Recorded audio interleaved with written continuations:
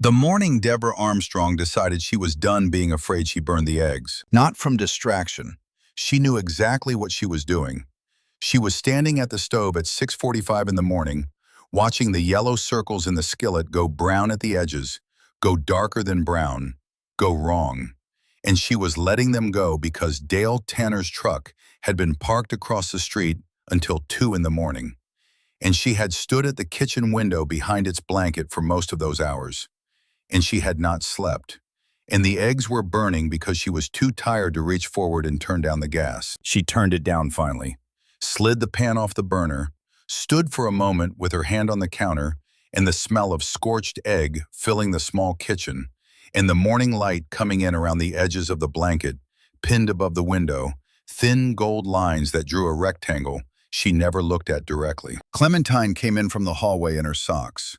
7-year-old hair not yet brushed, wearing the pink nightshirt with the faded rabbit on the front, the one that had been through the wash so many times the rabbit had gone from pink to something closer to the color of old paper. She looked at the pan. She looked at her mother. She didn't say anything about the eggs. She had stopped sometime in the last few months saying the things children say when things go wrong in small, ordinary ways. She had stopped saying things like, "Mama, the eggs are burned." She had stopped saying things like, "Are we going to be late?" She had stopped asking questions that assumed the morning was a normal morning. Instead, she climbed up onto her chair at the table and put her hands flat on the surface and waited. And Deborah looked at her daughter's face and saw the specific kind of tired that had nothing to do with sleep, and made herself smile anyway, the way you made yourself smile when the alternative was the thing you could not afford to show a 7-year-old at 6:45 in the morning. "I'll make oatmeal," Deborah said. Clementine nodded. Her hands stayed flat on the table. Deborah made the oatmeal and put brown sugar on it and set it in front of her daughter and poured herself coffee and stood at the counter and drank it standing because sitting felt like the beginning of a conversation she was not ready to have. The kitchen was clean. She kept it clean because cleaning was the thing she could control when everything else was beyond it. The counter wiped the dishes put away, the floor swept. The refrigerator had children's drawings held up with fruit-shaped magnets.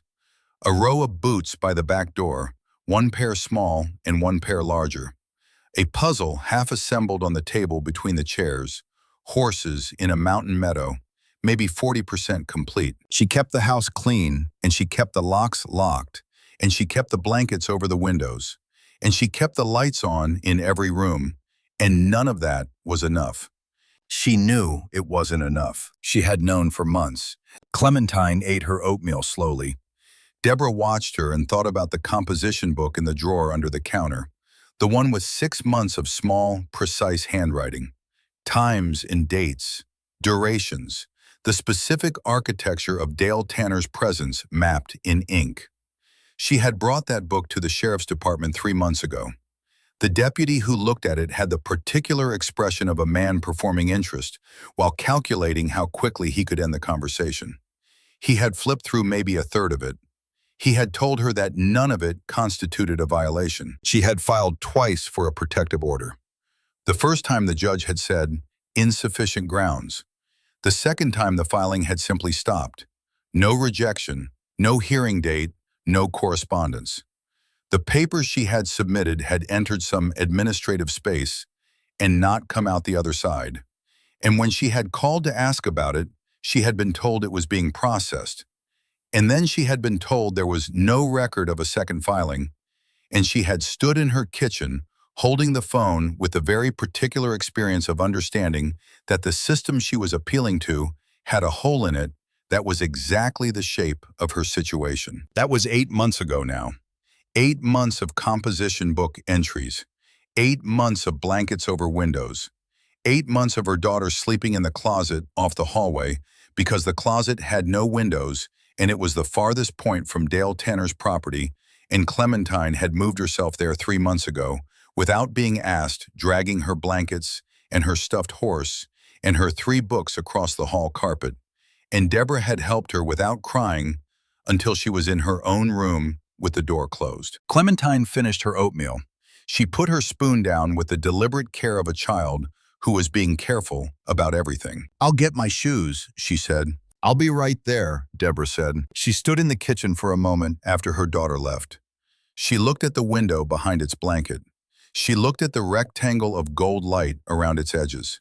She thought about Dale Tanner in his black truck at 2 in the morning, the engine off, the lights off. Just parked there, just present, the way he had been present for 8 months now, patient and steady, and completely without aggression in any form that the law could see. She thought about what she had been told at the sheriff's department, that his behavior, while strange and unsettling, did not meet the legal threshold for actionable harassment. That a man sitting in a vehicle on a public street had every right to do so. That unless he touched property, threatened someone directly, or committed an act she could document as illegal, there was nothing to be done. She thought about the second filing and the way it had simply ceased to exist. She was 34 years old. She had moved here from Maryville 6 years ago when Clementine's father had left, when the small town had become too small, and she had needed the particular anonymity of a city that wasn't quite large enough to feel like a city. She had a job she liked at a medical billing office, a house she rented with a porch she had never sat on in daylight because the porch faced Dale Tanner's house. She had a daughter who slept in a closet and ate her oatmeal with her hands flat on the table as if bracing. She had done everything right. She had documented, she had reported, she had filed, she had locked every lock and covered every window and told herself that the proper channels existed for a reason. She knew now what the proper channels were for. They were for situations that fit. Hers did not fit because someone had made sure it would not fit, and that someone was Dale Tanner, who paid his taxes and kept his lawn and spoke pleasantly to the neighbors on either side, and had in 8 months never raised his voice or broken anything or committed a single legally visible act. She picked up her keys. She called to Clementine. She checked the 3 locks on the back door and the 3 on the front, and she took her daughter to school, and then she went to work. And she sat at her desk in the medical billing office, and she did her job. And she did not think about what she was going to do, because she did not yet know what there was to do. That was a Tuesday in late July. The heat in Knoxville was the kind that came down personal. It was also the day her daughter talked to a biker at a gas station. Deborah did not know about this until after. She had been inside the convenience counter for 4 minutes, buying a bottle of water and a pack of crackers for Clementine's after-school snack. And when she came out, Clementine was sitting on the curb at the far end of the building in the narrow stripe of shade, and beside her in a crouch was a large man in road-worn leather with a motorcycle parked at the pumps behind him. Deborah moved fast, the cold, particular speed of a mother who has looked up and lost sight of her child and found her in a context she had not arranged. Her hand went to Clementine's shoulder. She looked at the man. He was already straightening, already moving back, giving her room. He had the particular quality of a man who understood exactly how he looked to a woman in this situation, and was responding to that understanding before she had to ask. Big, broad leather cut, with patches, road boots, the kind of face that had covered a lot of miles. He looked at her without apology, but also without hostility. She was just sitting here, he said. We were talking. Deborah looked at her daughter. Clementine looked back at her with the flat, exhausted eyes she had been wearing for months. Not afraid, not guilty, just tired the way she was always tired now. Sorry, Deborah said. The word carried several things. Nothing to be sorry for, the man said. His voice was level and low. She's a good kid. Deborah guided Clementine to the car. She got her daughter in the passenger seat. She went around to the driver's side, and before she got in, she looked back once, not at the man, at nothing in particular, the nervous sweep she had developed over 8 months checking for the black truck, checking for Dale Tanner's shape in a window, checking for the particular quality of presence that had trained her body to stay alert. The man was watching her, not predatorily, more like someone taking a reading. She got in the car and drove away. She didn't think about it again until dinner, when Clementine said, while eating her beans and rice, with the same careful flatness she brought to everything now. He asked me why I was tired. Deborah set her fork down. What did you tell him? I told him I hadn't slept. Clementine moved a bean around her plate. He asked how long. Honey, I told him 5 days. She looked up. He didn't laugh. No, Deborah said. He looked like he understood. Clementine turned back to her plate. He had a motorcycle. It was loud. Deborah looked at her daughter. 7 years old, and she had found a stranger at a gas station and told him the things she had stopped telling everyone who was supposed to help, because everyone who was supposed to help had already failed her. And the stranger had not laughed and had not said, I'm sure it's fine, and had not performed concern while looking for the exit. He looked like he understood. Deborah thought about that for a long time after Clementine was in her closet with the door closed and the stuffed horse in the books and the small sound of her daughter's breathing that Deborah could only hear if she stood in the hallway with her own breath held. She thought about it while she made her evening entry in the composition book. Dale Tanner's truck had arrived at 10:47. It was still there. She could tell because of the particular quality of darkness on the right side of the house, the way the streetlight pattern changed when his truck blocked part of it. She had learned to read darkness by now.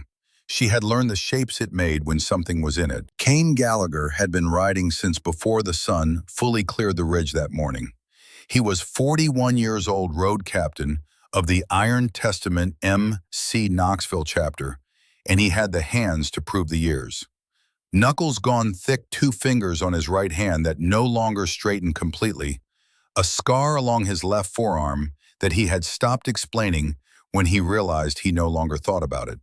He wore his cut the way soldiers wore rank, not for other people, because taking it off would mean he had stopped earning it. He had been heading to a charitable run through Gatlinburg, a veterans shelter fundraiser, when he had stopped at Barton's Fill on Old Route 9. He needed gas. He noticed the girl on the curb because she was in the wrong place, the particular quality of not quite right that years of paying attention had made automatic. Small child, yellow t-shirt with the image washed to ghosts, broken sandal straps sitting with her knees up and her chin on them, and her eyes doing something that had no business being in a 7-year-old's eyes. She had looked at him without fear. That was the first thing. Most children had a reaction to a man like Kane. This one had not. She had looked at him the way very old people sometimes looked at things, with the exhaustion of concluded observation. He had crouched down. She had told him she was tired. He had asked how long. She had done the calculation with her eyes the way people did when the number was larger than they wanted to say out loud. And then she had said, 5 days. 5 days. He had been in 2 combat deployments. He knew the specific weight of sustained sleeplessness, the particular flavor of waiting for something that never stopped coming. This was that. In a child. At a gas station in Tennessee in July, he had asked, why? She had looked at him with the calculation of someone running an assessment, deciding whether this stranger had earned an answer. And she had been in the middle of reaching some conclusion about that when her mother had come through the glass door, moving at the specific speed of a woman who had lost sight of her child and found her next to a large man in leather. He had stepped back. He had let the mother read him and find him not a threat.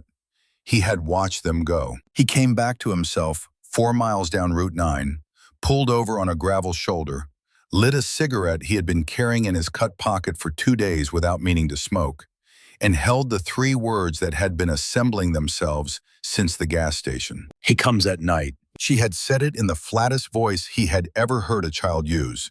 Not dramatic, not urgent. The voice of someone stating a fact about the structure of the world. The sun is hot. The summer is long. He comes at night. That was worse than crying. That was a child who had stopped expecting things to change. He stubbed out the cigarette, half-smoked. He texted Rhett Dalton, his road partner, and the closest thing he had to a conscience on 2 wheels. Running late, catch the column in Saviorville. Then he turned the bike around. He found out what he needed to find out through the network that Red had, which ran through a case manager named Lisa Torrance at Community Services, which ran through the county records that Kane had looked up before he had even asked himself why. The woman at the house was named Deborah Armstrong, 34, originally from Maryville in Knoxville, 6 years. Single mother, no father in the picture.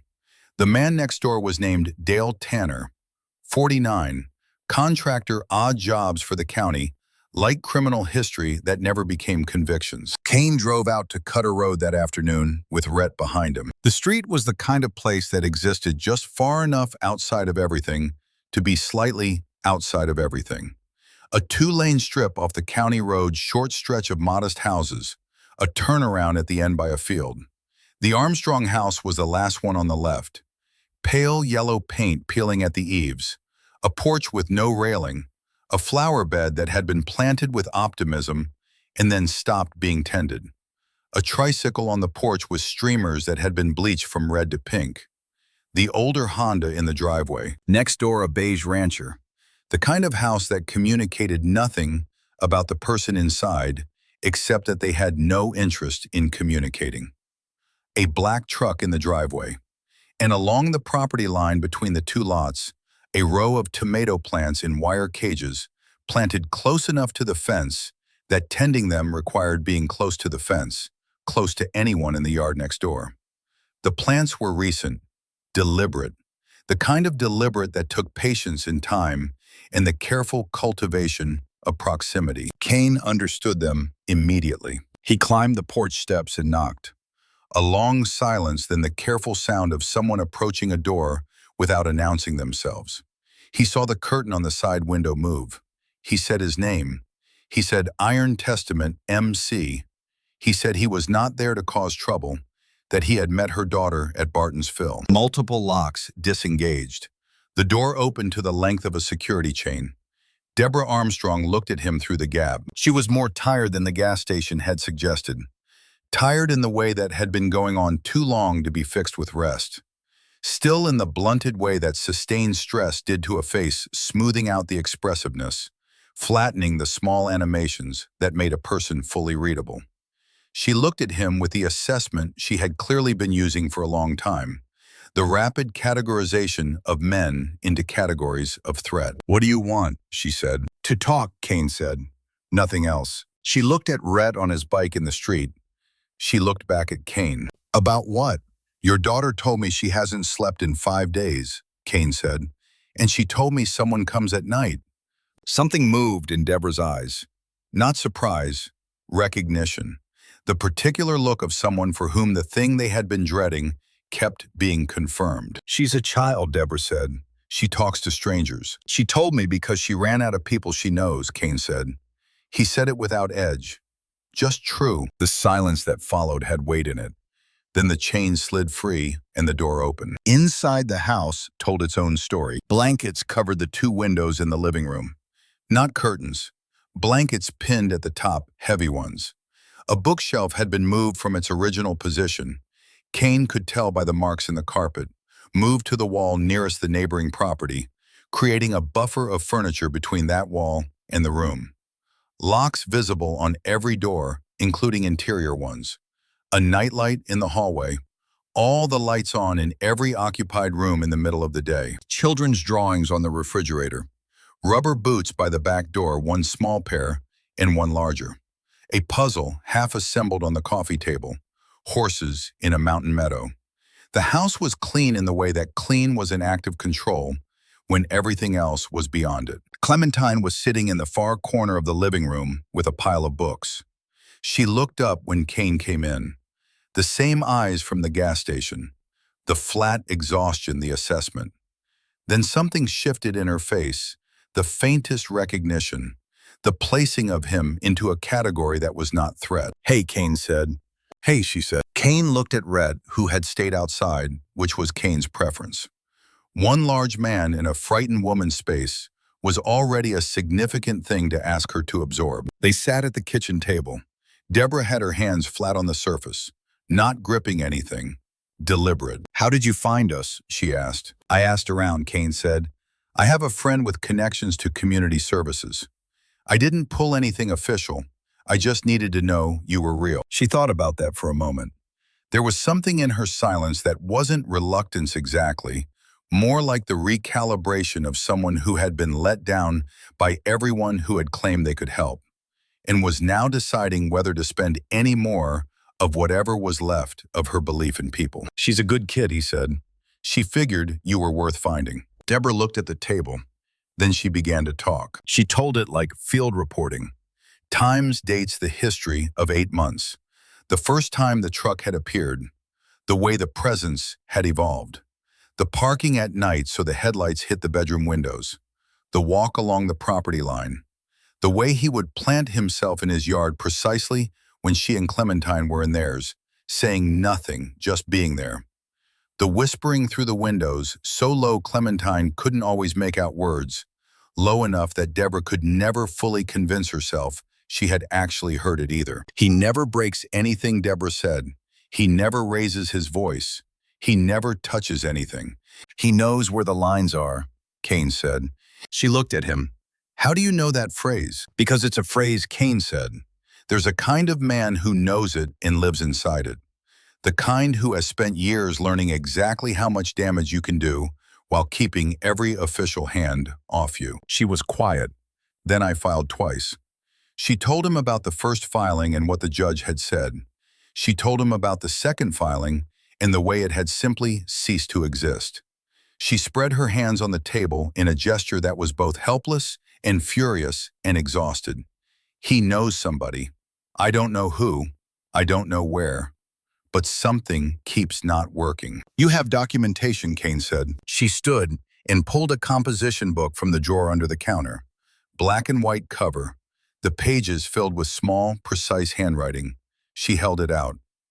She said, "I brought this to the sheriff's department 3 months ago." The deputy looked at it for 2 minutes. Kane took it, opened it. The entries went back 6 months, each one noting arrival time, departure time, duration, additional actions. Flashlight through window. Property line walk, 11 minutes. One entry that simply said, "Knocked on back door, no stated purpose, left after 9 minutes." The handwriting was consistent all the way through. That was its own kind of document.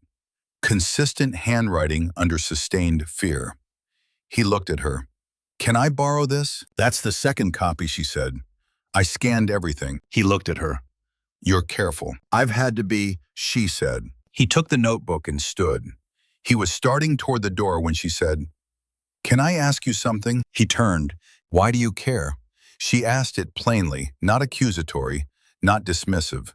The honest question of a woman who had spent 8 months having her situation not matter to people whose job it was to make it matter. She was genuinely asking why this stranger with the leather cut and the road boots and the motorcycle outside had turned his bike around and come to her house. Kane thought about the answer he could give that would be true but incomplete, and the answer he could give that would be true and whole. And he chose neither of them because neither was ready to be said in this kitchen to this woman he had met 40 minutes ago. "I know what this kind of fear does," he said instead. That was enough for now. That was true. She looked at him for a long moment. Whatever she was measuring seemed to settle. From the living room, the small sound of a page turning. "You'll come back?" Deborah asked. Kane looked toward the corner where her daughter sat with her books. He came back around and crouched down, bringing himself level with Clementine. She looked up at him with the flat, calculating eyes running the internal test. "I'll come back," he said. She looked at him the way she had looked at the gas station. The long assessment, the decision being made. "Okay," she said. One word. Careful. Not quite hope, but the thing adjacent to hope, when hope had been injured enough times that it learned to hold itself more carefully. He walked out into the Tennessee heat. Rhett was leaning against his bike, arms crossed, watching the beige house next door without appearing to watch it. 2 years younger than Kane, wire-built, where Kane was broad, quiet in the way of a man who was always listening for something most people could not hear. He had been a combat medic. They had found each other the way veterans often found each other. Not through shared history exactly, but through the vocabulary you only got from having been in certain rooms. The way they held space. The way they sat with their backs to walls. The things they didn't say at breakfast. He's in there, Rhett said quietly. Curtain moved twice while you were inside. Kane looked at the beige house, at the tomato plants along the property line, at the black truck in the driveway, new enough to be maintained, old enough to have been earned. You getting a read? Rhett asked. Yeah, Kane said. I'm getting a read. He started his bike. He looked once more at the yellow house, the peeling paint the porch without its railing, the pink streamers on the tricycle going still in the heat. I need you to make some calls, he said. Rhett waited. Brotherhood Network. Southeast first, then expand. Anyone who's done a charitable run, anyone who does veteran outreach, anyone who has a reason to care about what happens to families, this system walks past. Rhett looked at him. You thinking what I think you're thinking? I don't know yet. I need to think it through. He pulled out of the street. 3 blocks later, his phone buzzed with a text from a number he didn't recognize. He pulled over. The text said, I know who you are. Kane looked at the screen. His pulse was steady. 3 years of combat deployments. He had been in rooms where things moved faster than thought, where the gap between a decision and its consequence was measured in fractions. He had learned in those rooms that the cold thing that moved through your system when something turned bad was information, not catastrophe. The body telling you the situation had changed. The body preparing you to respond. He read it again. I know who you are. His phone buzzed again. Same number. Interesting friends she's making. Dale Tanner had his name inside 20 minutes of a visit Kane had not announced to anyone, which meant he had been watching the road, which meant he had recorded the plates, run them through whatever contact he had that let him run plates, and found Kane's name in the kind of time that required either pre-existing infrastructure or a very short path to someone with access. Both possibilities said the same thing about Dale Tanner. Kane put the phone back in his cut pocket without responding. A man who sent a message like that was probing for panic, testing whether you could be scared off before anything had even started. Your first response to that probe set the terms for everything that came after. Silence was an answer. Silence said, I have seen worse than you. Silence said, you have not yet understood what you started. He rode back to the chapter garage on Merchant Street. Rhett was already there, had beaten him by 10 minutes by a different route. 2 other bikes in the lot.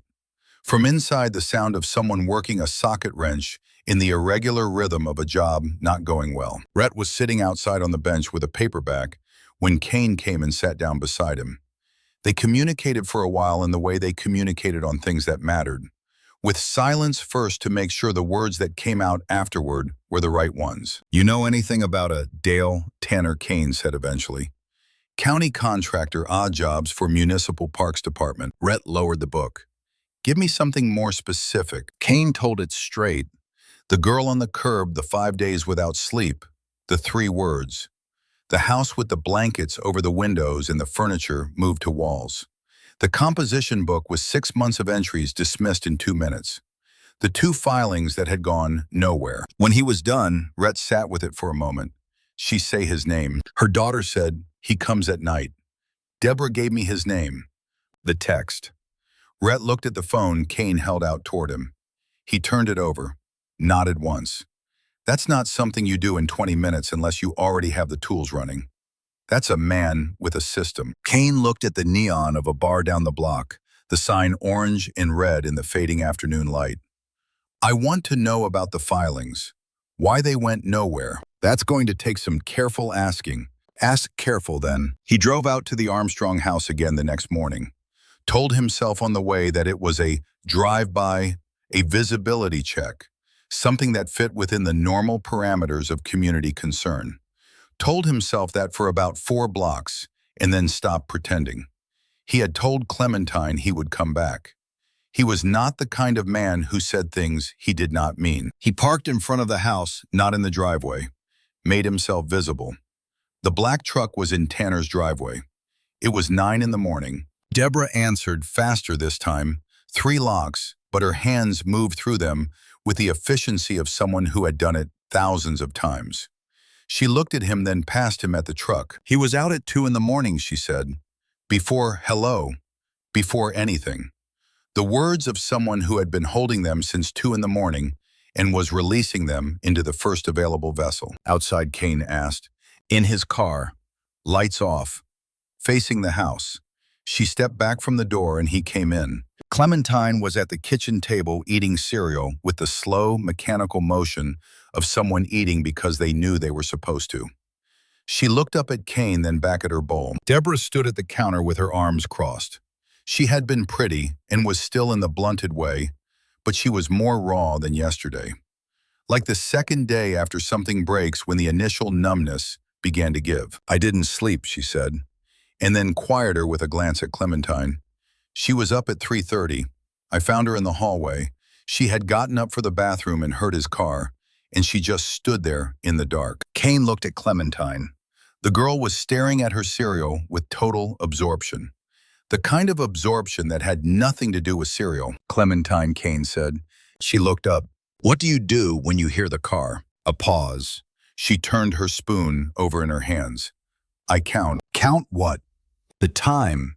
How long he stays. She set the spoon down. Usually 140 to 160 minutes. Kane looked at Deborah. 2.5 hours more or less every time. How often, he asked Clementine. She thought about it. The fact that she had to think about it, that this had happened enough times to require calculation, was its own complete sentence. Most nights, she said, not all. Which nights is he not there? Another pause. When it rains. He doesn't like the rain. Kane filed that. An operational detail. A man who sat in his car outside a woman's house for 2.5 hours on a regular rotation, but stayed in when it rained. Not impulse, not rage. A program. The consistency of a person who believed in the work. He went to meet Gary Carver that afternoon. The chapter president of Iron Testament Knoxville ran the club the way he had run his infantry squad in the 90s. 53 broad through the shoulders gray beard, kept close eyes the particular flat blue of deep water that did not warm in summer. He had the presidential patch and wore it without ceremony. His office was in the back of the garage on Merchant Street. 2 chairs, a metal desk, a corkboard covered in chapter business, in a code only members understood. Rhett was already in one of the chairs. Kane sat in the other. Carver looked at Kane for a long moment without speaking. He picked up a pen from the desk, turned it between his fingers, a habit that meant he was choosing his words. Tell me what you found, he said. Kane told him. Everything. The girl, the house, the composition book, the 2 failed filings, the text from Dale Tanner 20 minutes after leaving the street. When he was done, Carver sat with it. She's 7, Kane said. I heard you. Carver set the pen down. This isn't what we're talking about. What are we talking about? We're talking about a civilian situation, a neighbor dispute, no criminal charges. We're talking about a man who has done nothing legally that gives us grounds for organized response. If we ride in there and that man or his lawyer frames this as intimidation, as a motorcycle club using physical presence to coerce a neighbor, we lose everything we've spent 15 years building. Every school supply drive, every veterans shelter, every conversation with every county commissioner who has looked at this chapter and decided we're something other than a problem. He paused. That's what we're talking about. Kane was quiet. Here's what I'll authorize, Carver said.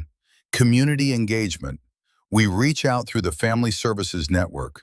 We make it known that Iron Testament has an interest in this family's welfare, officially on record. We offer resources. We offer visibility in the form of ride-bys. Nothing organized enough to look like mobilization. And we start a parallel track with the county attorney's office about the filing situation. How long, Kane asked. Could be weeks. She's been counting nights for 8 months, Kane said. Clementine has been sleeping in a closet for 3. How many more weeks do you want to tell a 7-year-old to count? He stopped himself. The heat in his chest was the heat he was careful with. He pulled it back. I'm not trying to end run you, he said. I'm trying to tell you the timetable this situation is running on is not the timetable that channels and structures run on. Carver sat with that. 3 weeks, he said finally. You do this through proper channels. You keep me informed. If the legal road opens up, you follow it. He met Kane's eyes.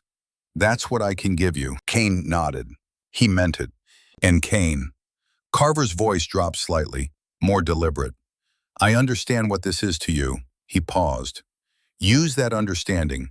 Don't let it use you. Kane looked at the corkboard, the rows of push-pin papers that represented 15 years of work of trust, built with county departments and sheriff's offices and school boards and veteran organizations. He looked at everything Carver had built, and he knew every word of what Carver had said was true, and he sat with the weight of both things at once. He got back to the house on Cutter Road the following morning. Deborah answered quickly. She said quietly, so Clementine could not hear from the living room. He was there again last night, 2 in the morning, an hour and 40 minutes. He's consistent, Kane said. He's always consistent. She poured him coffee. They sat at the kitchen table while Clementine read in her corner. Deborah told him more that morning, the things that had not fit into the first conversation. She told him how it had started. About a year after they had moved in, Tanner had begun stopping at the fence when she was in the yard. Conversations that went too long. Questions about her schedule, her work, her visitors. Then the complaints about noise.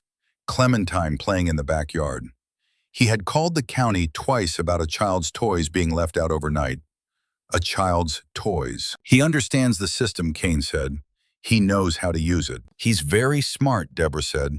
That's the thing that keeps me up more than anything else. She looked at her cup. He's not angry. He's not out of control. He is completely, patiently in control. This is a project to him. That word landed in the kitchen the way some words landed, with the specific weight of a truth that could not be softened. He went back to the garage that afternoon and told Rhett what Carver had authorized. Rhett listened and said nothing for a while. Then he said, I talked to Lisa Torrance, and she's aware of the family. Kane, there have been patrol units out to the house 3 times in the last 8 months. Nothing actionable each time. Because he knows, Kane said. Because he knows. Rhett's jaw moved. But Lisa said something else. She said there was a DCS case opened on the family, child welfare, opened about 7 months ago. Kane looked at him. Why didn't Deborah mention it? Rhett looked at the floor. Because it was closed. When? 6 weeks ago. Kane was quiet for a moment. Why? Rhett turned his coffee mug in his hands. Lisa doesn't know exactly. The caseworker is named Monique Okafor. She transferred to a different county the week after she closed the file. The week after. The week after. Rhett looked up. Lisa said the transfer was processed by a deputy administrator named Gary Lund. Kane waited. Gary Lund's wife is Nancy, nee Tanner. The name moved through the room the way a stone moved through still water. Not with violence, with the particular displacement of something that had been there all along, just under the surface, and was now visible. Kane set his cup down. Tanner's sister, he said. Rhett nodded once. They sat with that. A DCS case opened on the family, a case that should have stayed open, a case that had been assigned to a worker who had closed it and transferred away. The same week a transfer processed by the husband of the woman who was Dale Tanner's own sister. Not conspiracy in any dramatic sense, not a room full of people plotting, just the quiet, accumulated machinery of a man who had spent years building exactly the right debts in exactly the right places. Small favors, each one individually explainable, each one individually deniable. Together, something else entirely. How deep does it go? Kane asked. I don't know yet, Rhett said. Enough to lose a DCS case. Enough to lose a DCS case. Enough to lose a protective order filing. Rhett looked at him. That's what I'm trying to find out. Kane looked at the wall of the garage, at the exposed brick, and the tool hooks, and the calendar from an auto parts company. He thought about Deborah's face when she had described the second filing.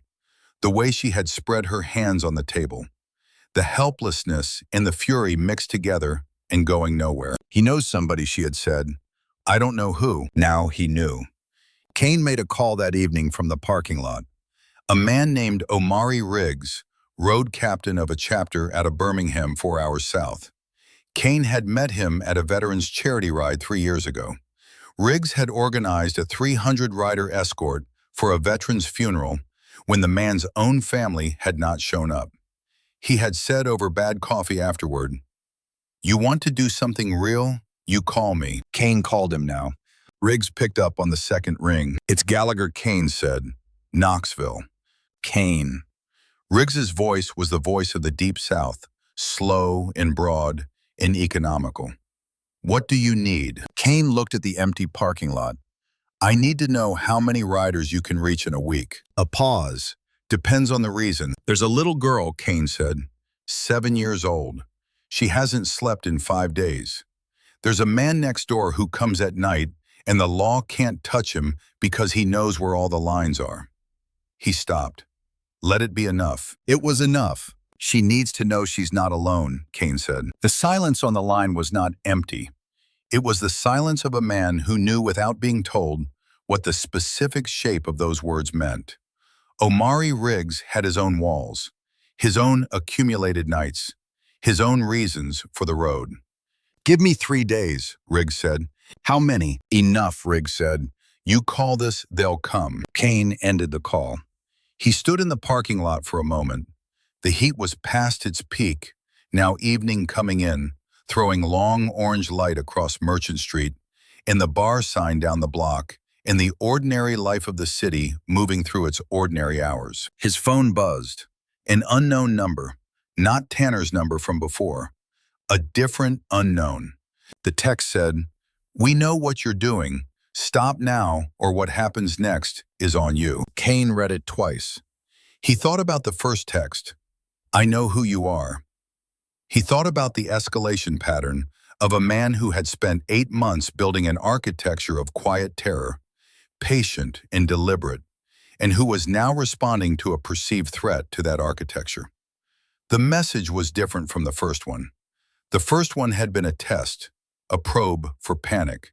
This one was a warning. Kane thought about a 7-year-old sitting on a curb at a gas station, counting the nights she had not slept. He put the phone back in his cut pocket and walked inside. The call from Gary Carver came at 6:47 the next morning. Kane was already awake, had been awake since 4, sitting at his kitchen table with Deborah Armstrong's composition book, reading through the entries for the 3rd time. Not because he needed to read them again, because reading them was the closest thing he had to being useful at 4 in the morning, when there was nothing actionable yet, and the waiting was its own specific wait. He answered on the second ring. "My office," Carver said. "Now. Not 6:30. Not this evening. Now." Kane closed the composition book. "How bad?" he asked. "Now, Kane." The line went dead. He was on Merchant Street in 11 minutes. The garage lot was empty except for Carver's truck and Rhett's bike, and a third vehicle Kane did not immediately recognize. A white Ford pickup with county plates, the kind that belonged to someone who worked somewhere official. Kane sat on his bike for a moment, looking at those plates. Then he went in. The back office held 3 people. Carver behind his desk with his pen in hand, face doing nothing. A man Kane did not know, 50s heavy through the middle, the institutional complexion of someone who lived under fluorescent light, sitting with a manila folder on his knee, and Lisa Torrance from Community Services, standing by the corkboard with her arms crossed, the controlled expression of a woman holding something that wanted to spill. Kane looked at the man with the folder. "Who are you?" "Sit down," Carver said. Kane sat. The man with the folder opened it, removed a single sheet, placed it on the desk facing Kane. A record. Department of Children's Services. A case file summary with headers and case numbers, and the bureaucratic language of institutional documentation. Kane's eyes went to the name at the top. Armstrong Clementine. Date of birth. Case number. Date opened. 11 months ago. He looked up. "There's an open DS case," he said. "There was," Lisa said. Her voice was tight. "Past tense, as of 6 weeks ago." "Why past tense?" Kane asked. The man with the folder, who Kane had placed as county administration somewhere above Lisa's level, shifted in his chair. The case was closed following a review that determined insufficient grounds for continued involvement. Kane looked at him. "The child sleeps in a closet because a man parks outside her house for 2.5 hours most nights. The mother has 6 months of documented harassment in a composition book that a deputy dismissed in 2 minutes. The mother filed twice for a protective order, and both times something went wrong with the paperwork. The man closed the folder. I can tell you that the caseworker who closed the file— I'd like her name, Kane said. The man looked at Carver. Carver looked at Kane. The case was closed by a worker named Monique Okafor, Carver said, who has since transferred to a different county. Lisa unfolded a piece of paper she had been holding against her arm. Monique Okafor transferred to McMinn County, effective 6 weeks ago, the week after she closed the Armstrong file. She looked at Kane. Her transfer was processed by a deputy administrator named Gary Lund. The room went quiet. Kane sat with that sentence. The way it landed, not as shock, as confirmation of a pattern he had been reading for days. Gary Lund, whose wife was Nancy Lund, née Tanner, Dale Tanner's sister. Not coincidence, not friction, design. A DCS worker closes a case that should have stayed open. That same week, she transfers to a different county. The transfer is processed by the brother-in-law of the man who needed the case closed. Each piece individually explainable, each piece individually deniable. Together, the specific architecture of a man who had spent years converting relationships into tools. His sister-in-law, Kane said. She retired 8 months ago, Lisa said, before the DCS case was open. But the network she built when she was there, the relationships, the understandings, those don't retire when a person does. How deep does this go? Kane asked. Carver looked at him for a long moment. Deep enough that everything we try through official channels is going to hit something before it reaches anyone who can act on it. Which is why he's here, Kane said, looking at the man with the folder. Carver nodded slightly. His name is Walter Ames. He's with the county auditor's office. He's been running a separate audit of DCS transfer irregularities for the past 4 months. Nothing to do with Dale Tanner, originally, Kane asked. Not originally, Ames said carefully. He had the voice of a man whose professional survival depended on saying only what he could document. But the pattern of case closures connected to the Lund network over the past 3 years is not random. How long before you have something actionable? Kane asked. A pause. Realistically, several months. Kane stood up. He walked out before Carver could stop him. He stood in the parking lot for 5 minutes. The morning was overcast, the first real cloud cover in weeks. The light flat and gray and a degree cooler than the heat that had been sitting on the city since June. He could smell rain somewhere to the west. Not here yet. Coming. He checked his phone. Red had made 16 contacts overnight. The network was moving. He went back inside. Ames and Lisa were gone. Carver was alone, the pen in his hands again, turning it. You already started the network, Carver said. It was not a question. Yes. How far along? 16 chapters contacted. Preliminary commitments from 9. Carver looked at his desk. His jaw moved. Not anger exactly, something more complicated. The expression of a man processing a violation of something he had built and believed in, trying to hold the violation and the reason for it in the same frame at once. You went around me, he said. After I watched a man we have now confirmed has a network inside county administration, Kane said. After I found out there's an auditor who needs several months to build a case that might go somewhere. After I found out a DCS case was closed by a worker who transferred the week after processed by the brother-in-law of the man who needed it closed. He paused. I went around you because the channels you told me to use are the channels he owns. Carver was quiet. The fluorescent light in the ceiling had a faint flicker, the kind of thing you noticed once and then could not stop noticing. I know what I did, Kane said. I'm not pretending otherwise. You tell me to hand in my patch, I'll hand it in. But I'm not going to stop what's in motion. A very long silence. What do you need from me? Carver said. Kane looked at him. Sheriff's Department contact. Someone who isn't connected to the Lund network. Someone clean. I have one candidate, Carver said. Her name is Loretta Blackwood. She's been with the department 8 years. Worked to organize crime before she transferred here. Keeps to herself. Doesn't owe anything to the old structure. Set up a meeting, Kane said. Carver set his pen down. This isn't a raid, Kane. Whatever you're building, It better not be a raid. It's not, Kane said. Here's what I need you to understand. We're going there to be seen. However many riders, in daylight, on their best behavior. The only message we're sending is this family is not alone and you are being watched. He met Carver's eyes. That's it. That's the whole thing. Carver held his gaze. That's the whole thing, he repeated, flat, skeptical. If Tanner doesn't fold under the pressure, if he escalates, if he files a complaint, we deal with that. But I've been looking at this man for days. He does what he does because the systems around him protect him, as long as he stays inside certain lines.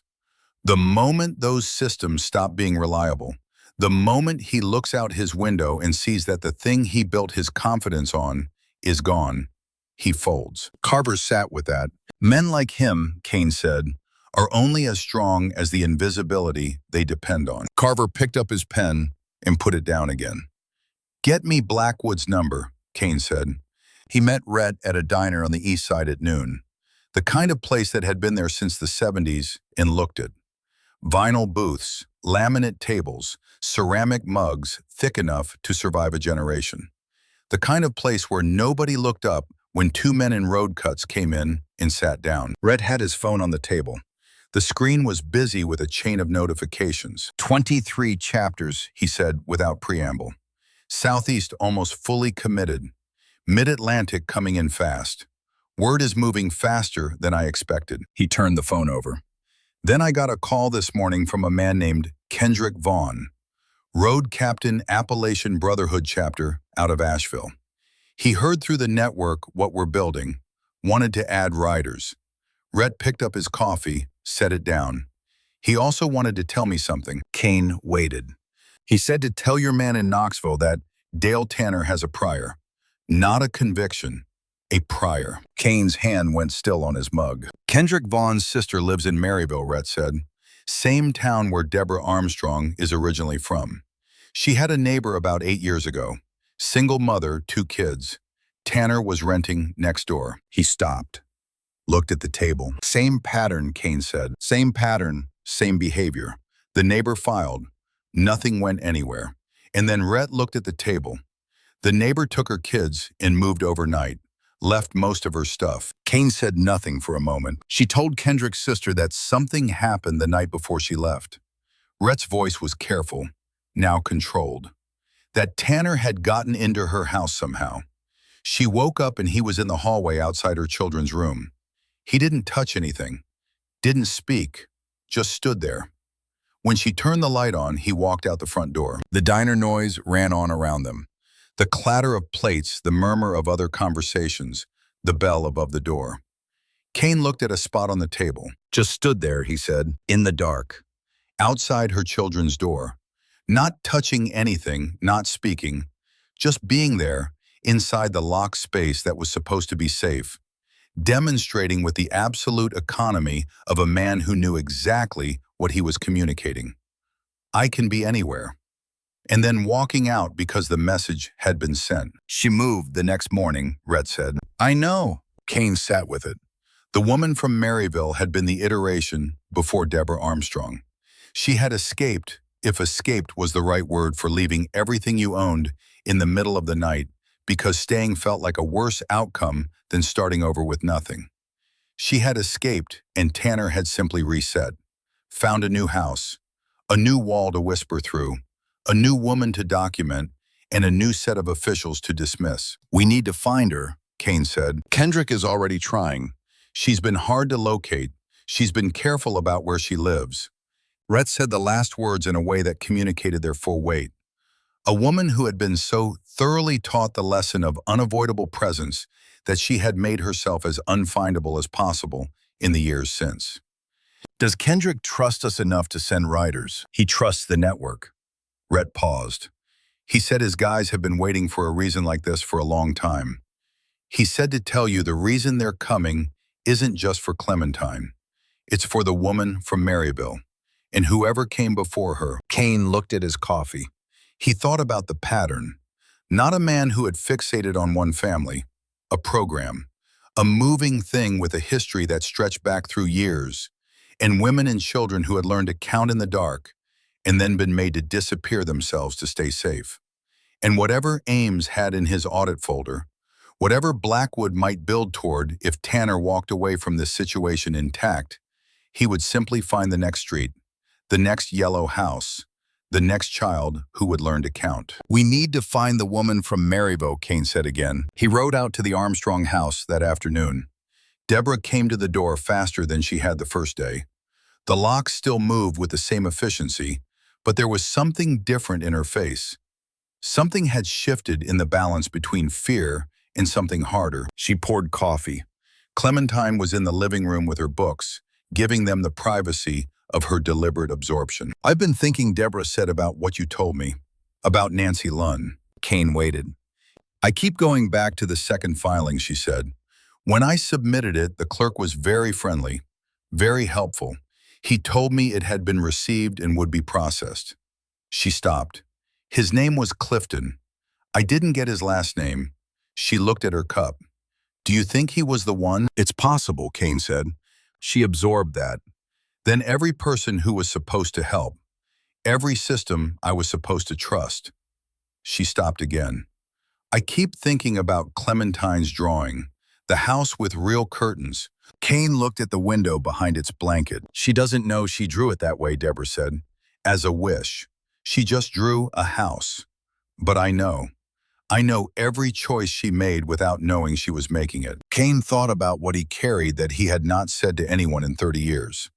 He thought about it rising in him the way it rose sometimes, when he was sitting in exactly the right kind of dark, and he looked at Deborah Armstrong, sitting at her kitchen table with her coffee, and her composed expression, and the specific kind of courage it took to still be sitting at this table after 8 months, and he said, "I know what it is to be afraid in a house where the walls aren't safe." She looked at him, the assessing look, the one that did not miss much. He said, "When I was young, in the house I grew up in, there was something that went on for a long time that nobody stopped, not the neighbors, not the school, not anyone who should have." He stopped. The words were strange in his mouth, not because he had not thought them, but because he had spent so many years not saying them. "I know what Clementine draws when she draws real curtains. I know what she's asking for." Deborah was quiet for a long moment. She looked at her hands on the table. Then she said, "You turned around at the gas station because of that." "Yeah," she nodded. "Just once. Not pity, not gratitude, something more like understanding. The recognition of a person who had been very alone in a specific kind of experience and had just met someone who knew the room from the inside." From the living room, the small sound of a page turning. "I'm meeting with a detective tonight," Kane said. "Loretta Blackwood. She's been watching Tanner's phone for 2 months. She might have something." Deborah looked up. 2 months. Kane nodded. "She's been watching him all this time," Deborah said slowly. "And no one told me." "I know." He did not try to explain it. Some things did not benefit from explanation. "She's going to help us?" Deborah asked. "I don't know yet," Kane said, "but she has information. And I think she's the kind of person who uses information to do something rather than to make herself feel like she's done something." He met Loretta Blackwood that evening at a bar on the north side, the kind Carver used for meetings that needed to not look like meetings. She was 42, compact with the stillness of a woman who had spent years listening to dangerous people talk. She wore civilian clothes, jeans, a dark jacket, and had chosen a corner booth with sightlines to both the door and the bar. She had been there before Kane arrived. He noticed, and she noticed that he noticed. "Carver says you have information about the Lunn network," she said. "No small talk." "I have a thread," Kane said. "I don't have the whole cloth." "Tell me the thread." He told her everything. The Armstrong case, Monique Okafor's transfer, Gary Lund, Nancy Lunn nee Tanner, the protective order filings, the pattern of administrative failures that each individually look like friction and together look like design. He told it in sequence, stripped of interpretation. Blackwood listened without writing anything down. When he was done, she picked up her water glass, set it down. "Walter Ames," she said. "You know him." "I know his audit." She looked at Kane directly. I've known about the Lund connection for 5 months. The Ames audit is focused on financial irregularities. The DCS transfers are a secondary finding. He's not going to move on this in a time frame that helps your situation. Kane waited.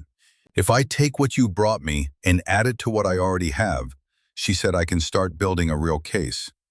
But you need to understand that an official case has a timeline. And if you do what I think you're building toward before I have enough to act on, you could blow the whole thing. 100 bikers riding into that neighborhood gives Tanner and his network a story to tell about organized intimidation that muddies everything I'm trying to build. How long for your case? Kane asked. If everything moves perfectly, 6 weeks. Minimum. The bar noise filled the silence. A jukebox in the corner playing something old and low. There was a woman in Maryville, Kane said. 8 years ago. Same pattern. She left overnight. She's been hard to find ever since. He let that sit. 6 weeks from now or 6 months from now, if Tanner walks away from this situation because we applied pressure without completing the legal case, he finds someone else. The woman from Maryville and whoever came before her stay shadows. And whoever comes next never gets even what Deborah Armstrong has, which isn't much, but it's at least a record. Blackwood was quiet. Then visibility is legal, she said finally. A public gathering on a public road, organized, documented, demonstrably peaceful. If I have a deputy on site to serve as official witness to the fact that nothing illegal is occurring, it doesn't muddy the evidentiary waters. It potentially adds to them, creates a documented record of community concern. She paused. But one thing goes wrong. One rider does one thing that can be framed as threatening. One interaction with Tanner that he can characterize as intimidation. And I lose what I have. Nothing will go wrong, Kane said. You can guarantee that for however many riders you're building toward. I can guarantee the people I've called. They're men who've been in situations where one wrong move ended everything. Blackwood looked at him for a long moment. And the others, the ones in the network you don't personally know. Kane thought about this carefully. About the chain moving across 8 states about Kendrick Vaughn in Asheville, who had said his guys had been waiting for a reason. Men waiting for a reason. That was right and necessary. It was also something that needed managing. Men who had been carrying things for a long time, when the moment finally came, sometimes carried them harder than the moment required. I'll make it clear, Kane said, what this is and what it isn't. Make it very clear, Blackwood said. She stood, dropped a bill on the table for the water. One more thing. The text Tanner sent you from his phone after you visited the Armstrong house. Kane looked at her. You're surprised I know about it. Tanner's phone has been on a soft monitor for 2 months, part of the audit's parallel track. She looked at him with those professional eyes. He texted 3 people that afternoon. You the relative at the road? And a number we haven't been able to fully attribute. It goes through a relay. The content of the third text was different from the other. Different how? Blackwood buttoned her jacket. The text to you said he knew who you were. The text to the relative was logistics. The third text said only, the biker knows about the filing. Contingency may be needed. Kane went still. Contingency, he said. We don't know what that means yet. Could be legal. Could be someone he uses for legal matters. She paused. But I need you to understand something, Mr. Gallagher. You've been assuming this is a man who stays inside the lines. The word contingency suggests he has a line he's considered crossing. She moved toward the door, stopped. I'll have a deputy at the road when you do this. Give me 48 hours notice. She left. Kane sat in the corner booth and turned the word over. Contingency. He turned it the way you turned an unfamiliar object in your hands, feeling for edges and weight. 8 months of documented harassment and the record showed nothing overtly violent. That was deliberate.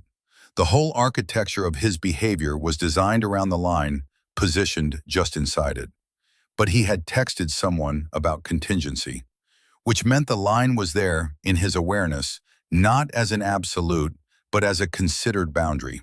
Something he had stayed on the right side of, because it served his purposes to do so. Not because he couldn't, Kane picked up his phone and called Rhett. Where are we on finding the woman from Maryville? Kendrick's contact found an address in Georgia, Rhett said. But she won't come forward. She has children, a life she's rebuilt. She talked to Kendrick. Did she say what happened that last night? A pause. She said he got into her house. She doesn't know how. She woke up at 2 in the morning and found him standing in the hallway outside the room where her children slept. A beat of silence. He didn't touch anything Rhett said. Didn't speak, just stood there. When she turned the light on, he walked out the front door. Kane pressed the phone against his ear. The bar's jukebox shifted to something slower. He sat with the image of a man standing in the dark hallway of a locked house outside children's rooms, saying nothing, touching nothing, just being there inside the space that was supposed to be safe, demonstrating without words the only message that needed to be delivered. I can be anywhere, Reddy said. The locks on the Armstrong house. Did either of us actually look at them? Check the hardware itself. A silence. No, Rhett said slowly. We didn't. I need you to call Deborah. Right now. Tell her to check every lock, every window.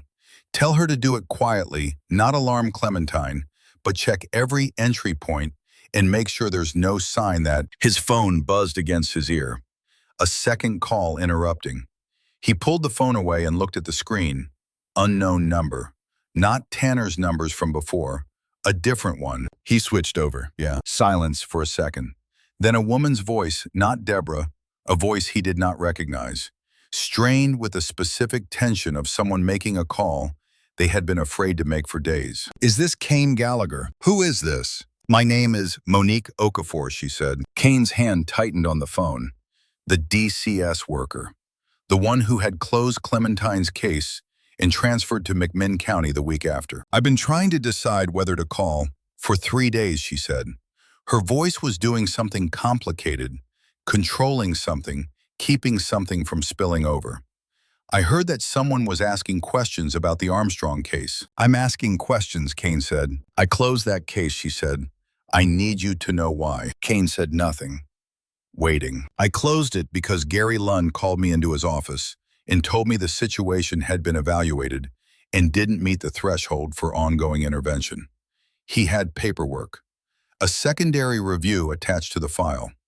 I'd never seen a secondary review appear that fast. It usually takes weeks. This one appeared in the file overnight. It said the child was thriving and the mother had no credible claim of... She stopped, drew a breath. I was new, 2 years in. I'd never seen the process used like that before. I went along with it. What made you call me? Kane asked. A longer silence. I have a daughter, she said. She's 6. Her voice broke slightly. She got it back. When I heard someone was asking the right questions, I thought about my daughter. And I thought about the fact that I closed a file on a 7-year-old because a man told me to. And I was new, and I went along with it. She paused. I have documentation. I kept copies. The secondary review that appeared overnight. I have the metadata from the file system. The timestamp shows it was entered at 3:47 in the morning. Nobody creates official case documentation at 3:47 in the morning. Kane stood up from the booth. Where are you? I'm at home, in McMinn County. Don't go anywhere. Don't talk to anyone at the county. Send the documentation to this number. Photograph it and send it. He gave her his number. And Miss Okafor, whatever you do tonight, don't use your work email. Don't contact anyone at DCS or county administration. There are people in that structure you cannot trust right now. A pause. How many? I don't know yet, Kane said, but enough. He ended the call. His thumb was already moving to Blackwood's number when his phone buzzed again. Rhett. He switched over, yeah. Rhett's voice was different. The working stillness gone something underneath it. What Kane said. I just called Deborah. She's not answering. Kane went cold. Called twice, Rhett said. No answer. Texted. Nothing. How long since her last communication? She texted this morning, around 8. It's 9:35. Rhett's voice was controlled, but barely. I'm 12 minutes from the house. I'm going. I'm 15, Kane said. Go. Don't wait for me. Call me when you have eyes on the house. He was already moving through the bar toward the door, hand on his cut, the cold thing moving through his system the way it had in the field. The particular coldness of a situation going wrong faster than the plan could compensate. He was through the door and on the bike in 30 seconds. The engine caught and he pulled out of the parking lot without looking, the headlight cutting the early dark, the first drops of rain starting against his face as he opened the throttle. The rain. He had noted it as an operational detail. Tanner did not come when it rained, which meant if he had come tonight, he had come before the rain started. Had been dry all day until now, which meant if Tanner had moved, he had moved in the window before the weather changed. The window that had just closed. Kane rode 12 minutes doing 70 on the county road. The rain coming harder now, the headlight catching the drops and turning them silver in the dark. His phone buzzed against his chest. He could not answer at speed. It buzzed again. Rhett's name on the display, and he pulled to the gravel shoulder, brakes the bike fishtailing slightly on the wet road before it stopped. He answered. "She's okay," Rhett said. Breath first, then the words. "She's okay. Clementine's okay." Kane pressed the phone against his ear and said nothing. "Her phone died," Rhett said. "Charger cord was damaged. She's been without a phone all day. She didn't know we'd been trying." Kane sat on the idling bike in the rain. The drops ran down his face and into the collar of his jacket. "The house is fine," Rhett said. "Locked up. She was in the kitchen. Clementine was on the tablet." A pause. "Kane. She looked at me when I came in and she said, 'Did something happen?' And I told her, 'No, just checking in.' And she said," Rhett stopped for a moment. "She said, 'You're the first person who's come to check on us in the evening. Everyone else comes during the day.'" Kane closed his eyes. Everyone else came in daylight, in office hours, in the organized time of official structures. The nights had always been Deborah's alone. "Tell her I'm getting her a phone tonight," Kane said. "A new one. And tell her I need her to check every lock, every window, every entry point." He paused. "Tell her about the woman from Maryville. She needs to know what he's capable of." The silence from Rhett was the particular silence of a man who understood what was being asked and knew it was necessary and did not want to be the person who had to say it. Rhett, Kane said, "I'll tell her. Stay until you get there." Kane ended the call, sat for a moment in the rain on the county road, with the engine idling and the rain running off the chrome of the handlebars in small rivers. His phone buzzed. Documentation from Monique Okafor. 11 photographs of papers, the metadata visible in each shot. He looked at the timestamp on the secondary review, 3:47 in the morning. A bureaucratic document manufactured in the middle of the night and inserted into a child's welfare file and used to justify closing a case that should have stayed open. Not legal exactly in any way anyone could demonstrate without the metadata, but real, documentable. The fingerprint left by someone in a hurry, someone who believed the system would absorb it the way it had absorbed everything else. Kane put the bike in gear and pulled back onto the road. He reached the Armstrong house in 4 minutes. Rhett's bike was parked out front, the lights of the house all on through the edges of the blankets. Tanner's truck was in his driveway, normal position, had not moved. Kane went to the front door, knocked. Deborah opened it with a new phone already in her hand, the one Rhett had apparently produced from somewhere. A prepaid, practical immediate. She looked at Kane. "Did Rhett tell you about Maryville?" He nodded. She was quiet for a moment. Then, "Show me where she said. Not the story. Show me what he did to get in." Kane looked at her. She was standing very straight. Her eyes were doing the flat, controlled thing, but underneath it something had hardened. Not rage, not despair. Something cooler and more deliberate than either. They went through the house together. Kane examined every exterior door, every window. The front door locks were standard deadbolts, solid. The back door had good hardware too.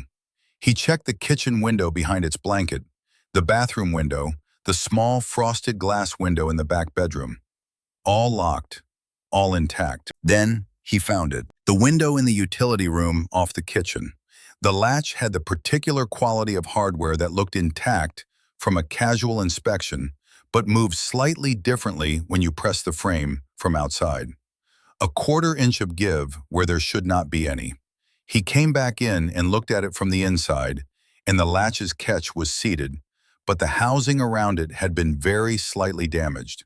The kind of damage that came from a tool applied with patience and care, leaving no visible marks but compromising the mechanism. It had not been forced. It had been worked gradually over multiple visits until it would yield to the right pressure from outside. Deborah was standing in the doorway watching him. "This one," Kane said. "How long?" she asked. He could not know for certain. Based on the wear to the housing, weeks at least. The work of someone who understood that the goal was not to break in dramatically, but to prepare an exit that looked like it had never been touched. Deborah looked at the window for a long moment. Then she went to the kitchen and came back with a screwdriver and a piece of hardware she had gotten from a drawer that had probably been holding miscellaneous things for years. She replaced the window latch herself, quietly, efficiently, the hands of a woman who had been doing everything herself for a long time. When she was done, she said, "He's been ready. This whole time. He's been ready to come in, and he was just waiting for the right night." "Yeah," Kane said. She put the screwdriver back in the drawer, turned to look at him. "How soon?" she asked. Kane thought about the network. 31 chapters, commitments building. Kendrick Vaughn's writers coming from Asheville. Omari Riggs's column from Birmingham. All the chapters in between that Red had reached in 3 days of calls, and the calls those calls had generated. He thought about Blackwood. 48 hours notice. 3 days, Kane said. Maybe 2. She looked at him. "That's soon. It has to be soon," he said. She absorbed that. "Then he'll know something's coming before it gets here. He always knows." Kane thought about the network, about the scope of it, the way it moved through states, in chapters, in contacts.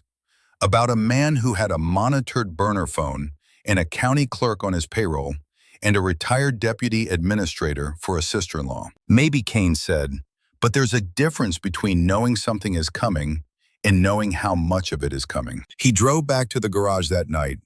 Rhett was already there. They sat outside on the bench in the rain, which had gone from a shower to something steadier.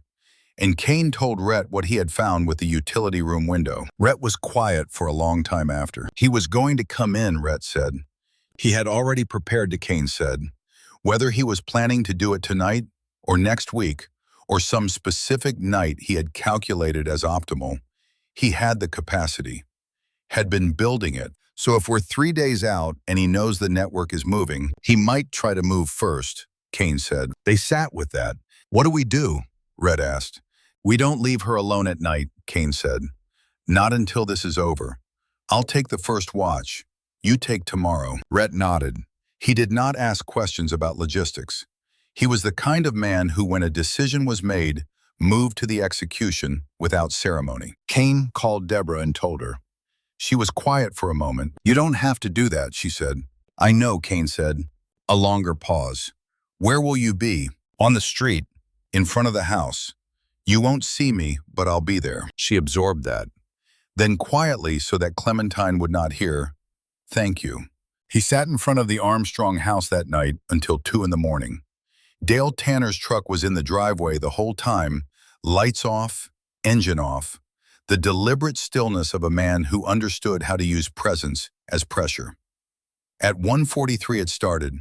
At 1:51 it backed out of the driveway slowly and moved down the street toward the county road. Kane watched it go. He stayed until 3. Then he rode home through the rain-wet streets of Knoxville, the roads gleaming under the streetlights, the city quiet and ordinary on all sides, the way cities were quiet at 3 in the morning. All the damage and the care and the ordinary courage happening inside the walls and out of sight. He checked his phone. Monique Okafor's documentation had come in. 11 photographs. He looked at the timestamps again. He forwarded everything to Loretta Blackwood with a message that said, 48 hours. The next morning, he told Gary Carver everything. Not just the network, everything. The window in the utility room. Monique Okafor's call. The Maryville woman. The contingency text. He told it like a field report stripped of interpretation, just what he had observed and what he had concluded. Carver sat behind his desk and listened without moving until Kane was done. "You're telling me he's been preparing to go inside the house," Carver said. "I'm telling you he had the capacity," Kane said. "Whether he was planning to use it is something I can't know. What I can tell you is that a man who went to the trouble of compromising a window latch over weeks was not doing it without intention." Carver picked up his pen and set it down. His jaw moved. Then he said, "How many riders do you have committed?" 43 confirmed, Kane said. "More coming." "Make it happen," Carver said. Kane looked at him. "I looked at what you brought me," Carver said. "The audit, the DCS case, the filing, the window." He paused. "I thought about a 7-year-old girl drawing a house with real curtains." He looked at the corkboard. "We're Iron Testament. We were founded on the idea that the law isn't the only form justice can take. We built 15 years of partnerships and charity runs and school supply drives to prove we understood the difference between justice and violence." He met Kane's eyes. "This is the difference. What you're building is the difference. Go do it." Kane nodded once. He stood. "One thing," Carver said. Kane turned. "You told me you'd hand in your patch." Carver looked at him steadily. "I'm telling you to keep it. We need you in it." Kane walked out into the morning. He called Omari Riggs from the parking lot. "How many can you bring?" "I'll be there with 47, Riggs said. "And that's just my chapter. Kendrick's people are 42. The rest of the network is asking me what time." "Day after tomorrow," Kane said. "I'll send you the address." "Be there," Riggs said. In a county building, Clifton Reese sat at his desk and looked at the message Tanner had sent him, and looked at the reply he had sent back, and thought about the 3 years of small favors that had brought him to this desk, at this moment, looking at this message. And he thought about the word Tanner had used in a follow-up text that morning, necessary. He thought about the word unnecessary. He thought about the difference. He sat for a long time. Then he picked up his phone and called a number he had not called in a long time. A number that was not Dale Tanner's. The evening of the gathering came in with rain. Not the scattered drops of the night before, but the full commitment of a Tennessee summer storm. The kind that turned the roads dark and made the air smell like wet clay and pine and something older than either. Kane rode out to Cutter Road at 8:45 through a downpour that put rivers in the gutters and turned the beam of his headlight into a cone of silver and moving water. He had told himself this would be orderly. He had told Rhett it would be orderly. He had told Omari Riggs and Kendrick Vaughn and every road captain he had personally spoken to that this was not a show of force, not an act of intimidation, not anything that could be framed as aggression. He had said, "We are going to a dead-end street, and we are going to be present, and we are going to be seen, and that is the totality of what we are doing." He believed that.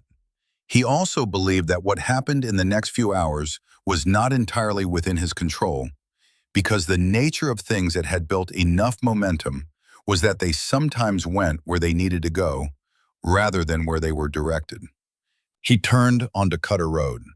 The first thing he saw was Dale Tanner's truck in his driveway, with the engine still warm, rain hissing on the hood. The second thing he saw was the light in the Armstrong house, not the diffuse glow of interior lights behind the blankets over the windows. A moving light, directed, the kind that moved with the focused quality of a handheld flashlight being used inside a room where the ceiling lights were not on. Kane killed his headlight before the thought finished. He was off the bike before it stopped moving, boots hitting the wet gravel at the edge of the road. His body running on something older and more reliable than thought. The distance to the front door, 14, 15 yards. The rain loud against everything. The front door with its 3 locks. He hit it with his shoulder. The frame cracked, but held. He hit it again, and it gave the deadbolt tearing through the aging wood, and he was inside. The flashlight beam swung toward him from the hallway. A man's shape big through the middle, more substantial than the black truck in the beige house had suggested. Dale Tanner, 49 Contractor Municipal Parks. standing in the hallway of a house he had not been invited into, holding a flashlight like a wand, the beam swinging to catch Kane full in the face. Kane stepped left out of the beam, letting his eyes adjust to the indoor dark. Deborah was against the wall near the kitchen doorway, standing not on the floor, standing which was the only thing that mattered in that second. Her face was pale and completely still in the flashlight's bleed arms, flat against the wall, everything about her posture communicating a woman who had gone completely interior, all available energy directed toward not making a sound that would carry down the hallway to the closet. The closet door at the end of the hall, closed. Clementine inside. "Get out of my house," Deborah said. Her voice did not shake. It was the flattest thing Kane had ever heard a human voice produce. The voice of a woman who had been afraid for so long she had come out the other side of it into something cold and specific. Tanner did not move. He was looking at Kane now with the flashlight extended, using it as both tool and barrier. The thing that struck Kane most was his expression. He was calm. Not the manufactured calm of someone suppressing panic, the genuine occupational calm of a man doing a job he had done before, or that he had prepared for a very long time. "You broke her door," Tanner said.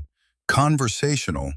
That's criminal damage." Kane crossed the distance in 2 steps and took the flashlight out of Tanner's hand in a movement that was not violent but was absolute. A twist and pull that had the flashlight transferred before Tanner could process the decision to resist. Kane set it on the floor beam toward the wall. Enough light to see, not enough for Tanner to control. Tanner looked at his empty hand, then at Kane. "You just assaulted me," Tanner said. Deborah Kane said without looking away from Tanner. "Go get Clementine. Go to the back bedroom. Stay there." He heard her move, heard the hallway, the closet door, a child's voice, a single syllable cut short, then the bedroom door closing. The two of them stood in the kitchen hallway with the flashlight beam on the wall and the rain loud on the roof. "How did you get in?" Kane said. Tanner's mouth moved, not a smile but using the same muscles. Kane stepped closer, 1 foot of space between them. The heat of the man. "You need to leave," Tanner said. "How did you get in?" "Nothing." Kane stepped closer still. "I'll call them," Kane said. "Call right now. I want them here. I want everything about tonight on a report with your name and my name and Deborah Armstrong's name and the time and the date." He paused. "And I want Loretta Blackwood to get that report on her desk at 8 tomorrow morning." He watched Tanner's face. He watched the name land. Watched something go through it that was not quite fear and not quite recognition, but the space between them where the two overlapped. "You know that name," Kane said. Tanner said nothing. But he did not move toward his phone. "Call," Kane said. "Or leave." From outside, coming through the broken doorframe, through the rain and the dark and the wet Tennessee night, a sound that started low and felt before heard. A vibration more than a noise. Rising. Not 1 engine. Not 2. The sound of a column. Both men heard it at the same time. The organized, deliberate convergence of machines coming down a road together.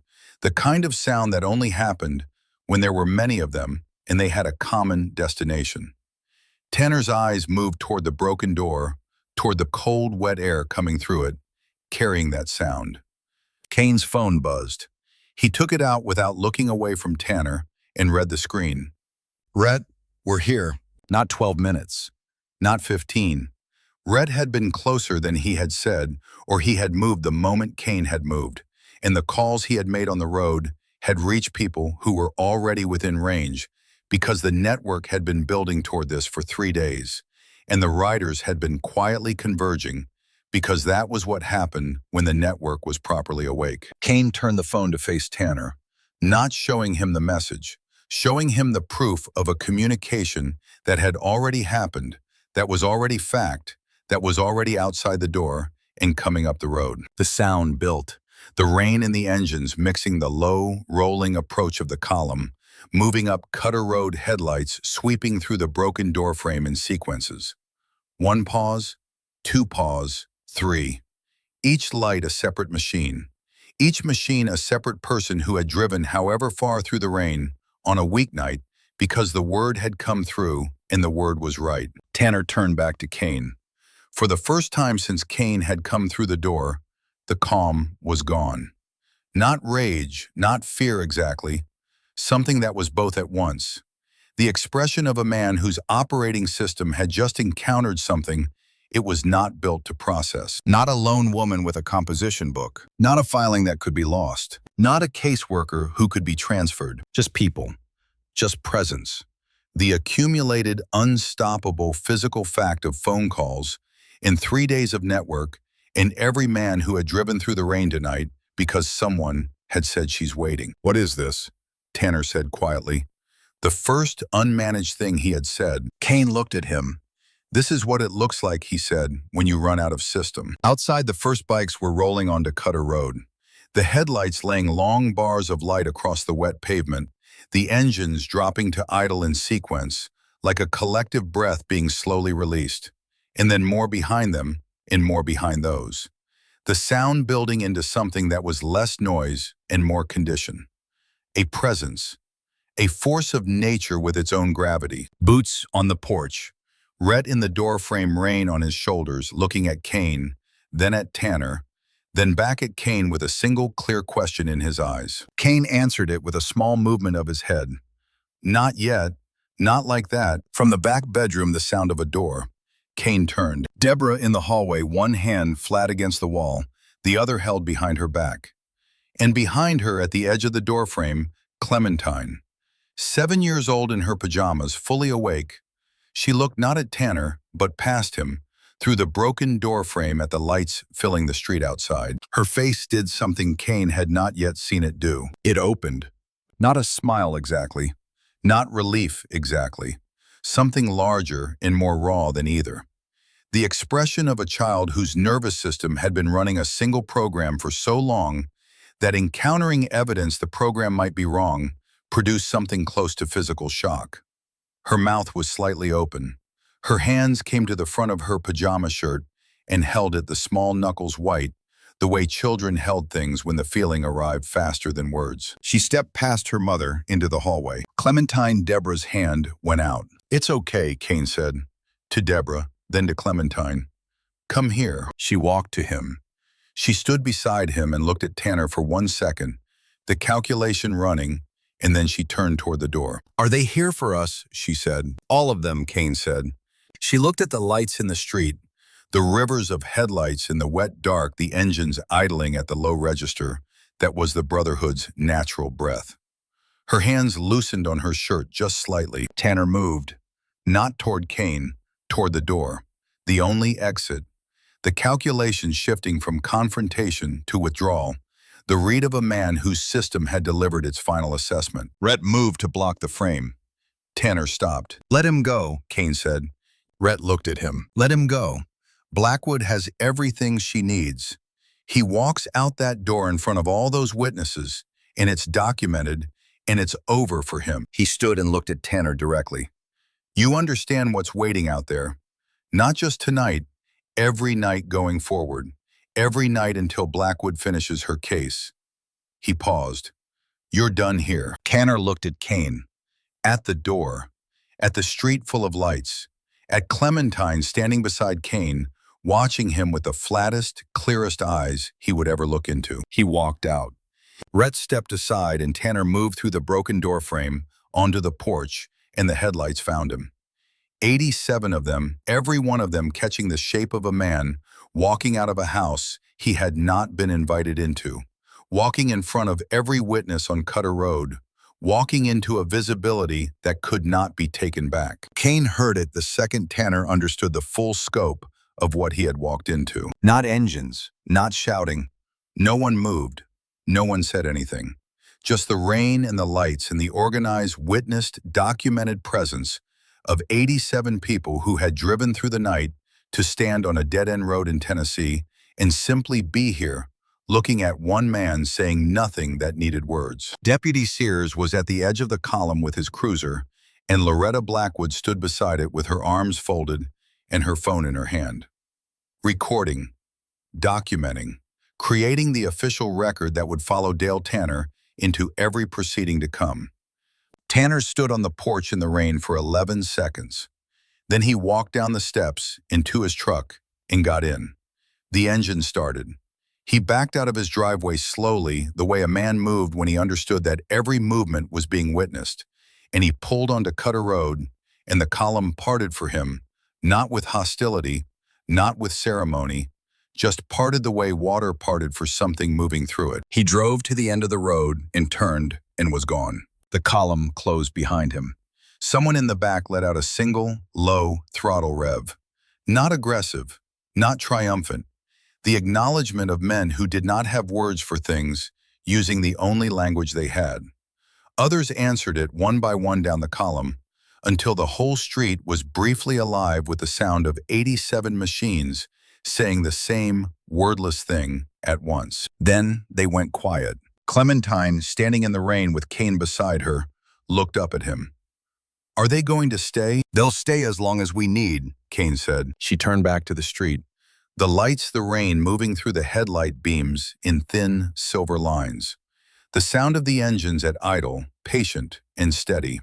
She looked at it all for a long moment, this child who had spent months counting minutes in a closet, who had sat on a curb at a gas station and said 3 words to a stranger because she had run out of anyone else to say them to. She said, "I want to go say thank you." Kane looked at Deborah. Deborah's face was doing multiple things at once. The relief that had not landed yet. The fear still metabolizing, converting slowly into something it had not been before.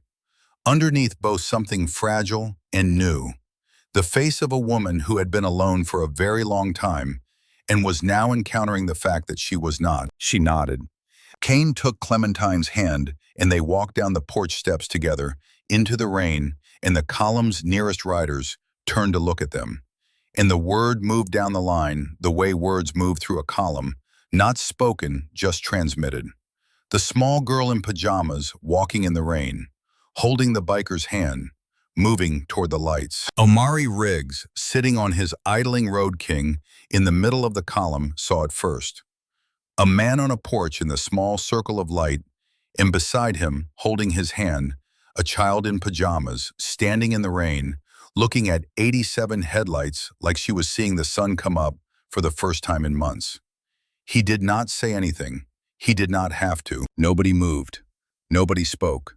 The rain came down on all of them equally. Clementine walked up to the nearest rider, a man from Birmingham named Jerome, 46 years old, road veteran, who had left his house that afternoon and driven 4 hours because the word had come through, and the word was right. She looked up at him. "Thank you for coming," she said. Jerome looked at this 7-year-old child in the rain for a moment. Then he said, "We'll always come." She moved to the next rider, and the next. Not all of them. There were too many for that. But she moved down the line for 20 minutes in the rain, this child who had been sleeping in a closet, going from rider to rider, saying the same small words, and every man she said them to sat a little straighter in the saddle and looked at her with the expression of men who had needed a reason like this for a longer time than they had known. Deborah stood on the porch watching. At some point, Kane came to stand beside her. The rain was steady on the roof of the porch overhead. She said, "I don't know how to." "I know," Kane said. She looked at him. "I'm going to cry," she said, "and I'm going to be very embarrassed about it." "Don't be," he said. She laughed, which came out as something between a laugh and the other thing, and she pressed her hand over her mouth for a moment. And Kane stood beside her and said nothing, because sometimes the right thing was to simply be present while someone felt what they had been holding back for 8 months. After a while, she said, "She slept 4 hours last night." "I know," he said. "You texted me." She looked down the column at her daughter, who was still moving from rider to rider in the rain. "I haven't seen her walk like that," Deborah said. "That walk. Like she knows where she's going." Kane watched Clementine. The small straight back, the deliberate steps, the way she looked directly at each person she spoke to. "Yeah," he said. "That's new." 3 weeks later, Dale Tanner was formally served with a protective order. It came out of Loretta Blackwood's case.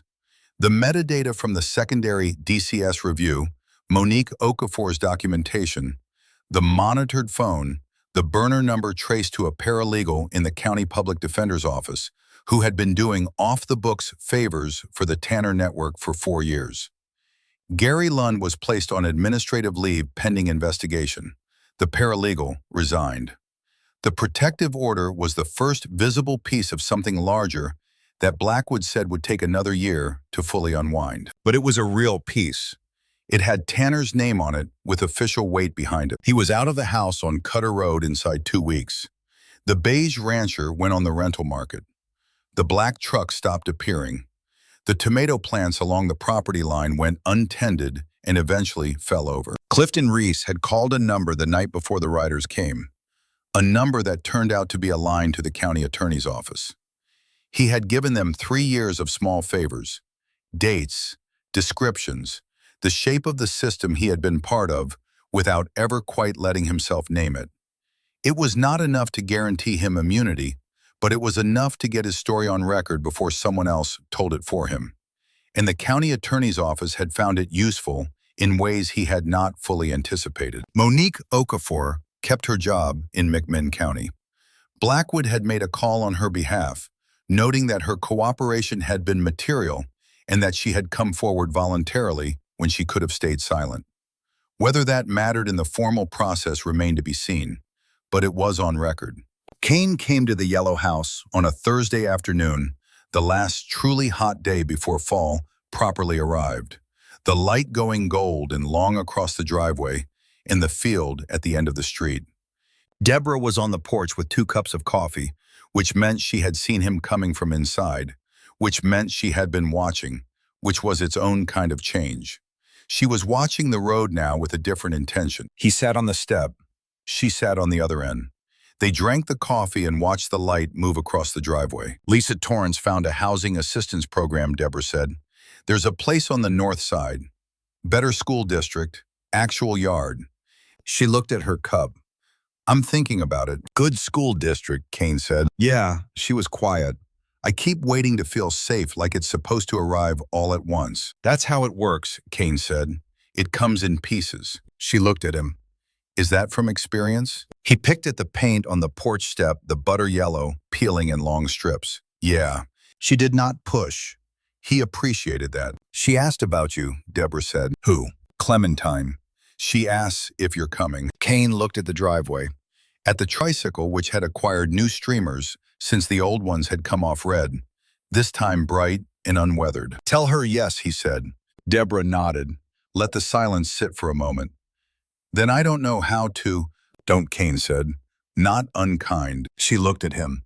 You don't owe me anything, he said. That's not how this works. I know what you risked, she said. Carver told me you could have lost your patch. Didn't, though, which was true.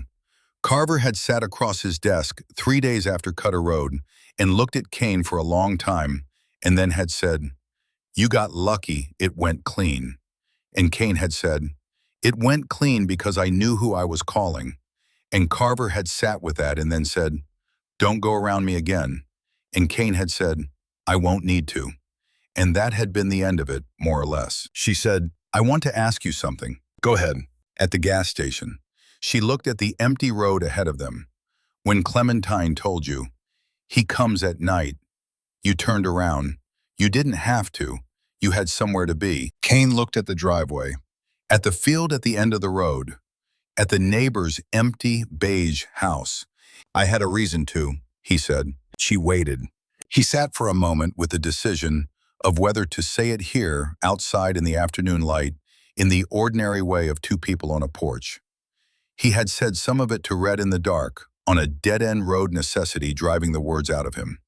He had not said it to anyone else. When I was young, he said, in the house I grew up in, there was something that went on for a long time and nobody did anything about it.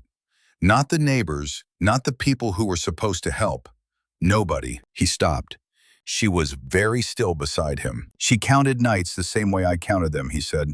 Same math, same logic. He came at night and everyone who should have helped had already failed her, and she was 7 years old. The afternoon was quiet around them.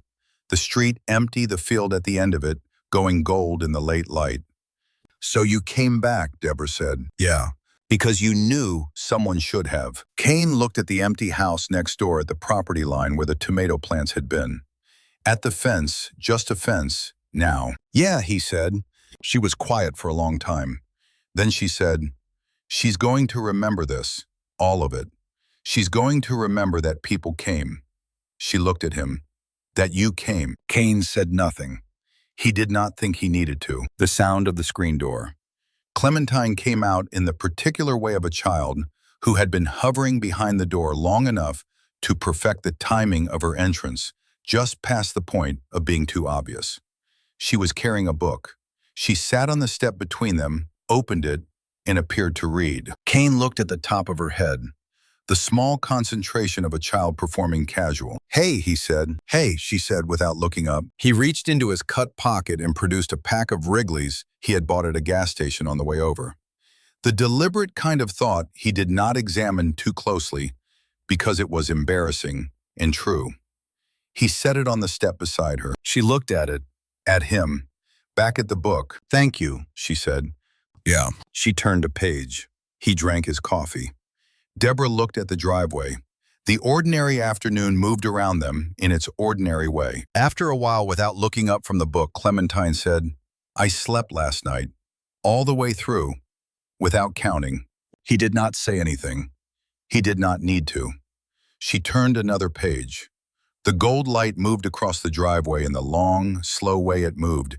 At the end of summer, the quality of it that made everything look slightly more permanent than it was. Down the road, the beige rancher sat empty. The tomato cages along the property line were bare. Omari Riggs called the following Sunday from 4 hours south. "How's the family?" he said. "Better," Kane said. "Moving soon." "Good." A pause, the pause of a man choosing words. "I heard from Kendrick, the woman from Maryville. She reached out to him." Kane went still. She saw the story Riggs said. The pictures from the road. "She's not ready to come forward officially, but she talked to Kendrick. She told him what happened. All of it." He stopped. "Kendrick says she cried for about an hour," Riggs said. "And then she said she felt like she could breathe." Kane looked out his kitchen window. The morning, coming in gray and cool, the first real cool of the turning season. The Tennessee summer finally breaking the way it broke every year, not gradually, but in a single morning when you stepped outside and something fundamental had shifted. "That's something," Kane said. "It's a start," Riggs said. "Blackwood's people reached out to her. She might talk to them eventually." He paused. "Kane, what you built, the reason it worked." "It worked because the right people came," Kane said.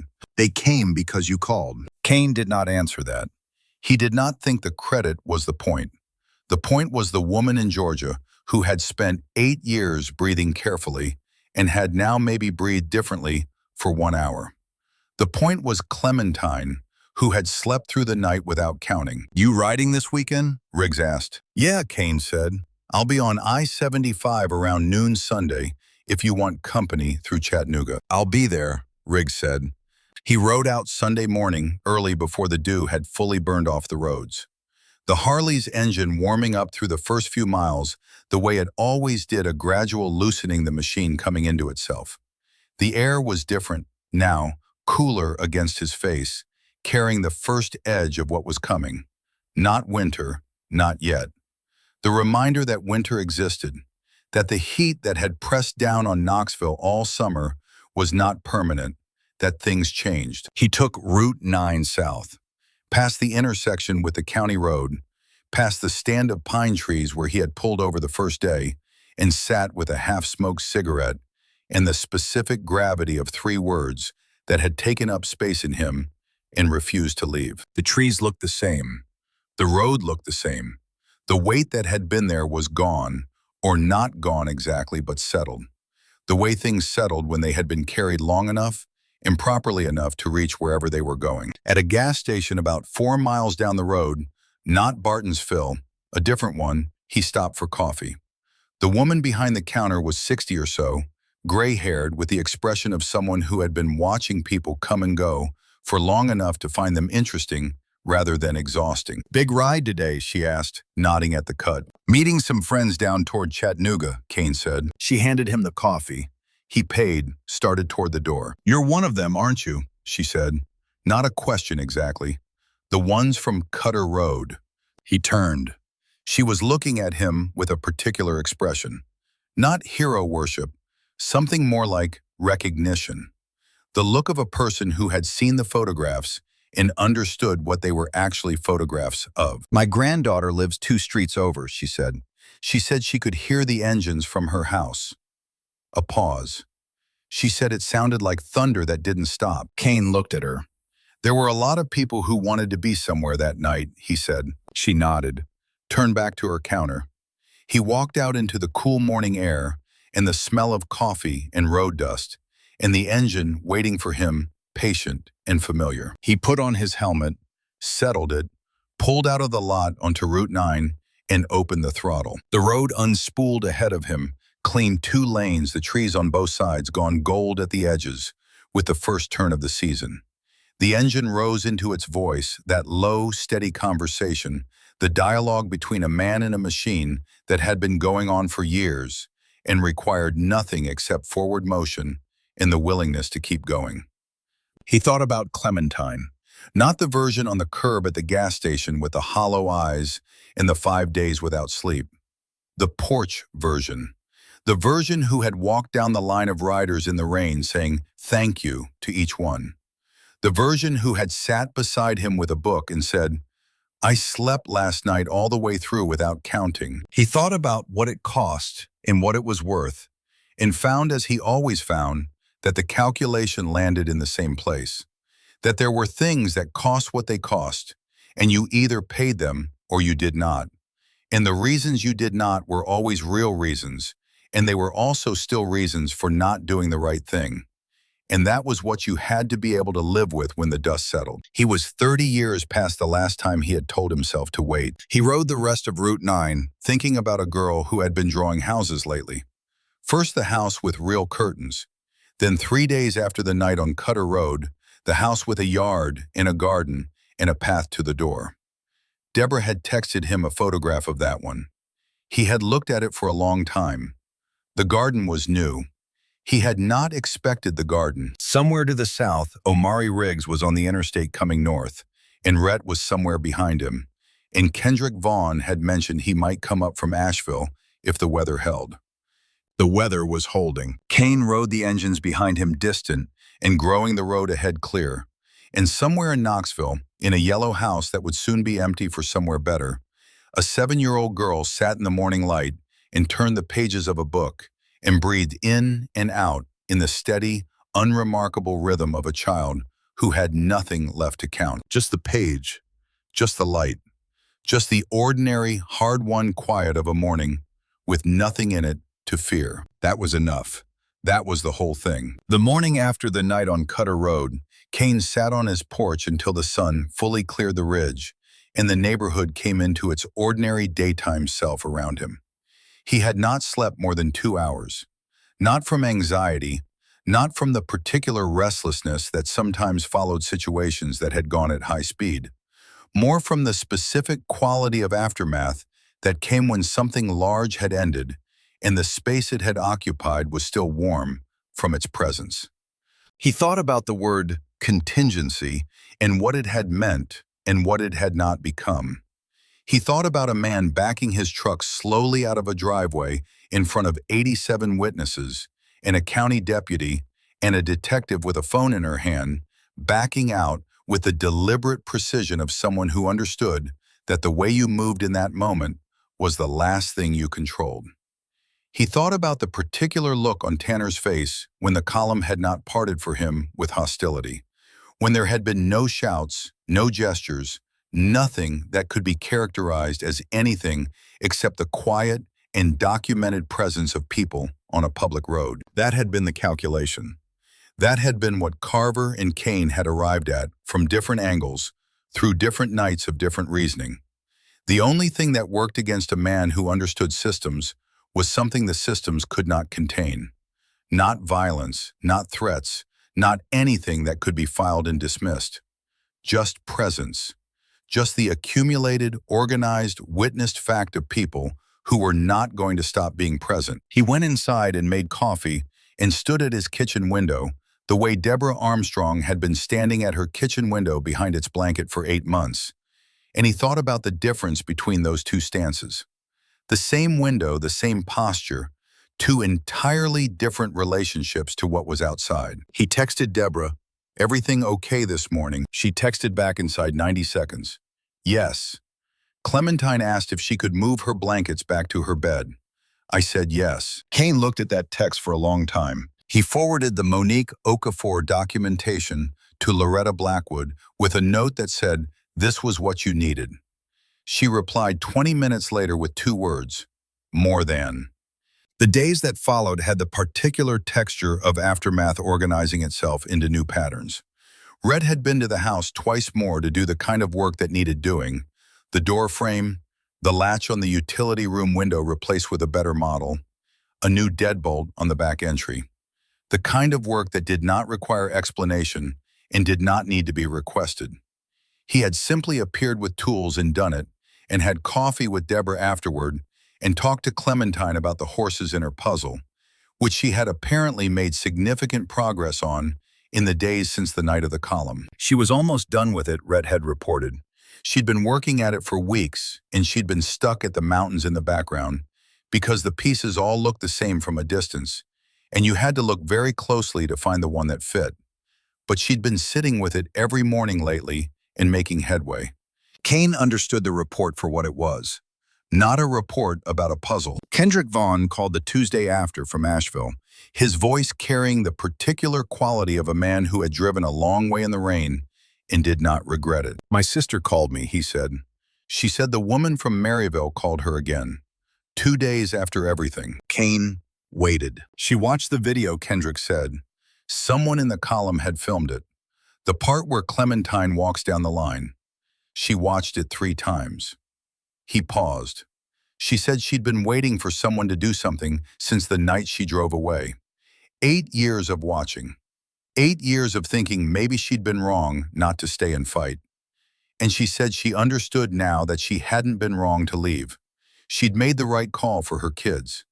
But she didn't know until she saw the video that the thing she'd been waiting for was someone else doing the fighting she couldn't do." Kane sat with that for a moment. "She's in Georgia with her kids, and she's fine," Kendrick said. "I want you to know that. She built something good there. Her youngest is in the 7th grade. She coaches his baseball team on Saturdays." "That's something," Kane said. "It's a lot," Kendrick said. "It's the whole thing, actually." He paused again. "She might talk to Blackwood. She's not ready yet, but she's thinking about it. And thinking about it is more than she was doing 2 weeks ago." Kane looked at the wall of his kitchen, at the place where a calendar hung that he kept because it had been a gift from someone in the chapter, and he had never gotten around to replacing it, even though the year on it was 2 years out of date.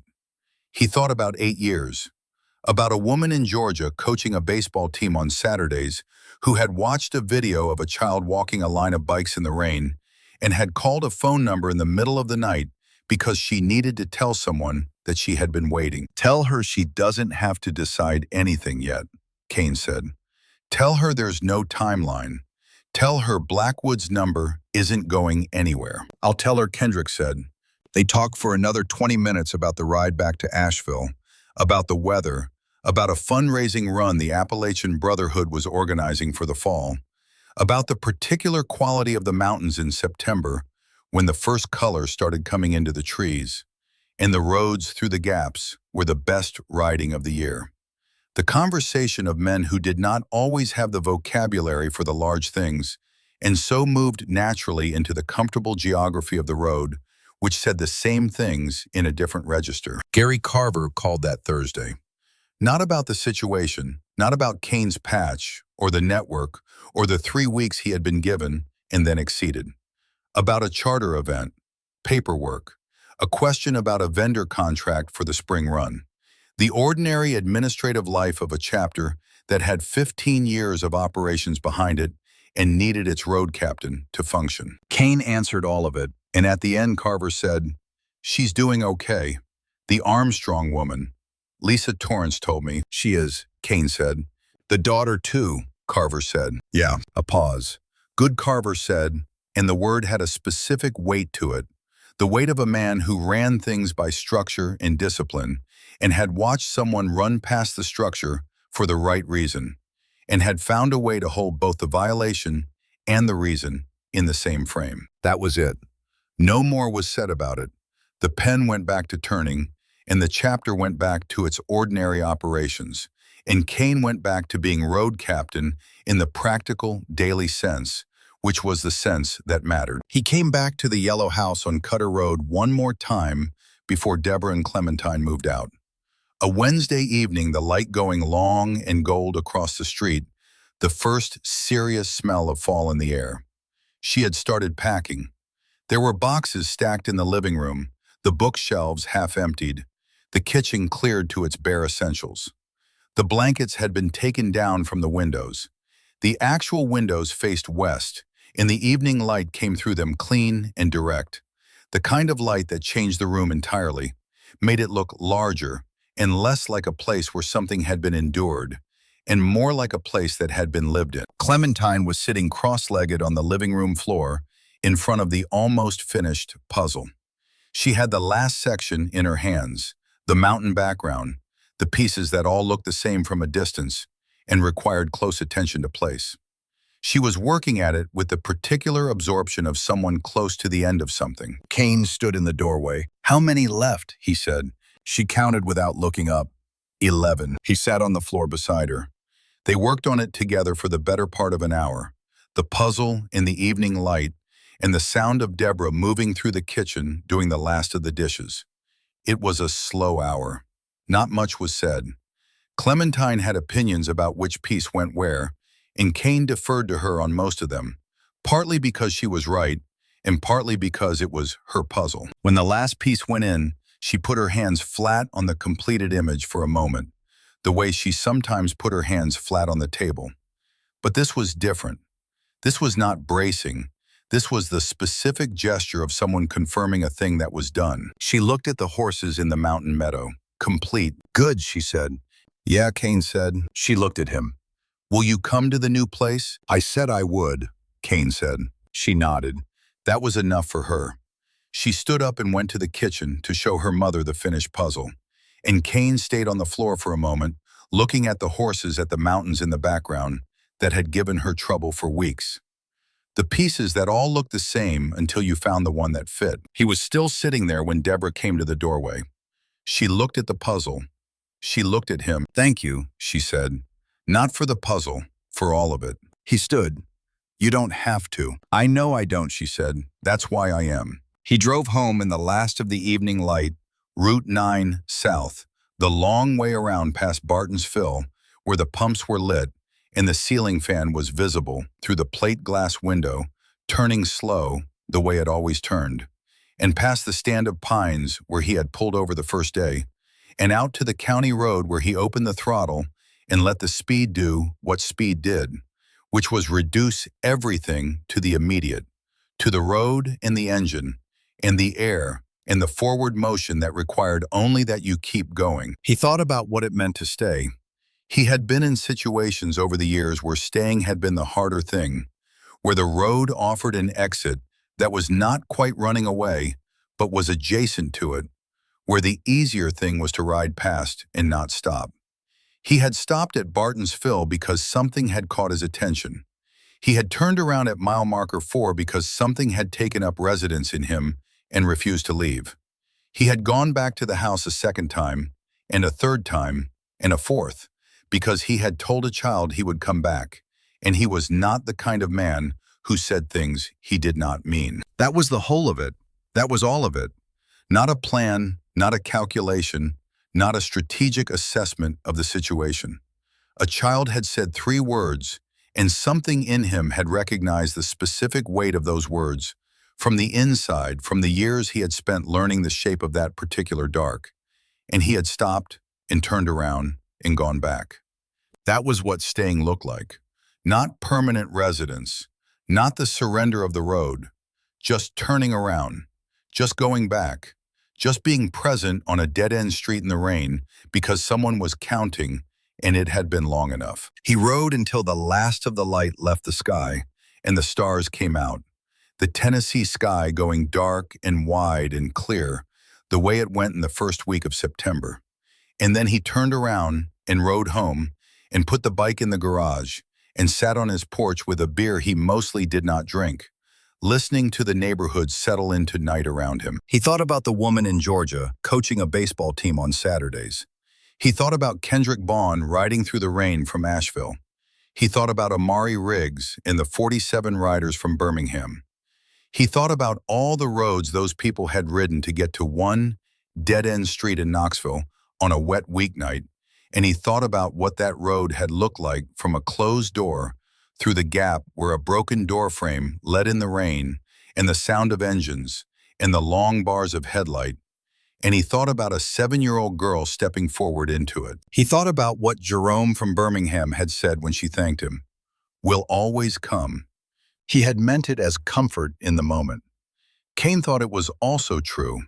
That kind of call would always find people who came, because there were always people who had been waiting for a reason like that. Not for violence, not for confrontation, for the chance to stand on a road in the dark and rain and simply be there, saying without words the one thing that most needed saying. You are not alone. He sat with that until his beer was warm and the neighborhood was fully quiet. Then he went inside and went to bed and did not count anything. Just the dark and the quiet and the ordinary breathing of a night with nothing in it to fear. The ride to Chattanooga that Sunday took an hour and 20 minutes on a clear morning with no traffic worth speaking of. Riggs was waiting at a rest stop on I-75, sitting on his bike with a bottle of water and the patient quality of a man who had long since made peace with waiting. He was 50, heavy set through the chest, with the kind of face that had been interesting before it was handsome, and had remained interesting after handsome became less relevant. He and Kane had met 3 years ago on a charity run through northern Alabama, and had been in the other's orbit ever since in the loose, non-obligatory way of men who trusted each other without requiring regular proof. Rhett pulled in behind Kane 90 seconds later, and behind Rhett, to Kane's mild surprise, Kendrick Vaughn, who had apparently decided the weather was indeed holding, followed by 3 riders from the Appalachian Brotherhood, all of them looking like they had been up since before dawn, which they probably had if they had come from Asheville. They rode into Chattanooga and found a diner with a parking lot big enough, and they ordered coffee and the kind of breakfast that sustained itself over hours of conversation. The morning came in through the wide front windows, the Tennessee River visible in the gap between 2 buildings, the light on it, the particular gold of early fall. Kendrick Vaughn said, "She really reached out." About the woman from Maryville. "Yeah," Kane said, "Riggs told me." Kendrick turned his coffee mug in both hands. He looked at the table. "She called my sister first," he said. 3 in the morning, which tells you something about when the weight of these things tends to arrive. "My sister called me at 8. He paused.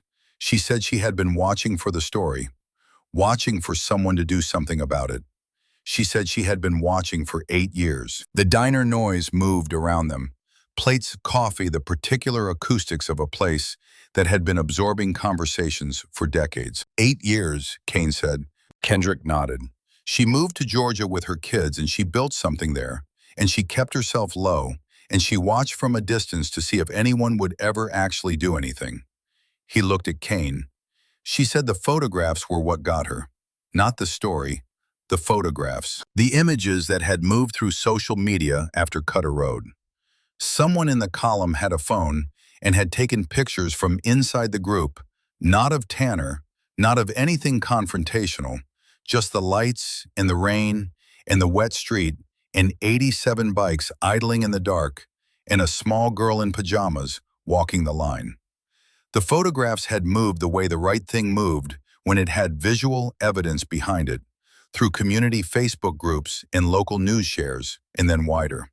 The particular velocity of something that looked like what it was, without requiring explanation. Kane had not looked at the photographs himself until 3 days after. He did not entirely know how to look at them. They felt like something that had happened to other people, even though he had been in the middle of it. "She's not ready to give a formal statement," Kendrick said, "but she said she would write it down. For herself first, then maybe eventually for someone official." He paused. "Blackwood's been patient with her, not pushing." "That's the right call," Kane said. Rhett, who had been quiet through most of this, said, "What happens to Tanner? Legally, what's the actual outcome?" "That's the question," Riggs said. Kane thought about it. "The protective order is real," he said. "The investigation into the Lund network is real. The paralegal resigned. Lund is on administrative leave." He paused. "Whether any of that ends with Tanner in actual legal jeopardy depends on what Blackwood can build and how long the county attorney's office wants to pursue it." Which is to say, Rhett said he might end up living somewhere else and doing this again, Mike Kane said. Or it might not work as well somewhere else, now that there's a record. A protective order follows him.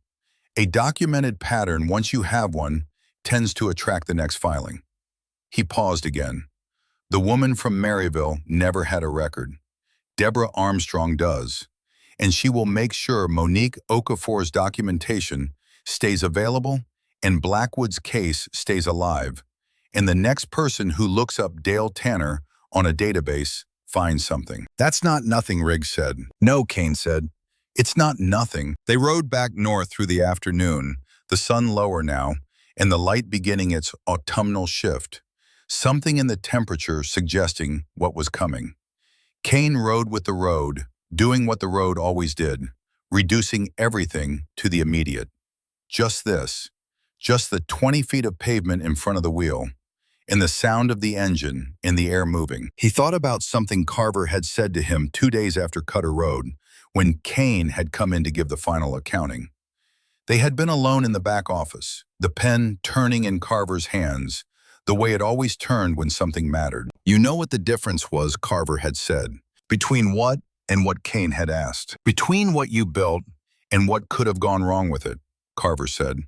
"Between a community response and something else." He had paused. "The difference was that you knew the people you called, and they knew why they were coming." He had looked at his pen. "That's it. That's the whole margin." Kane had sat with that. He had thought about Kendrick Vaughn and his riders from Asheville, and the way Vaughn had said his guys had been waiting for a reason like this for a long time. Men waiting for a reason. The thing that kept that from going wrong was not discipline in the abstract, not rules or structure, or the weight of 15 years of goodwill.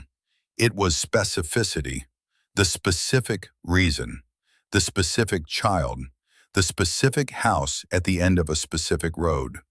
When the reason was specific enough, men who were waiting for a reason could be waiting for the right one without knowing it. He pulled off the highway at his usual exit and rode the back streets into Knoxville, to the late afternoon light, the city going about its business. Around him, ordinary and indifferent in the way of cities which did not know and did not need to know about dead-end streets and blankets over windows and children counting minutes in closets. He stopped at Barton's Fill on Route 9 on his way back, pulled up to the same pump he had used the day this started.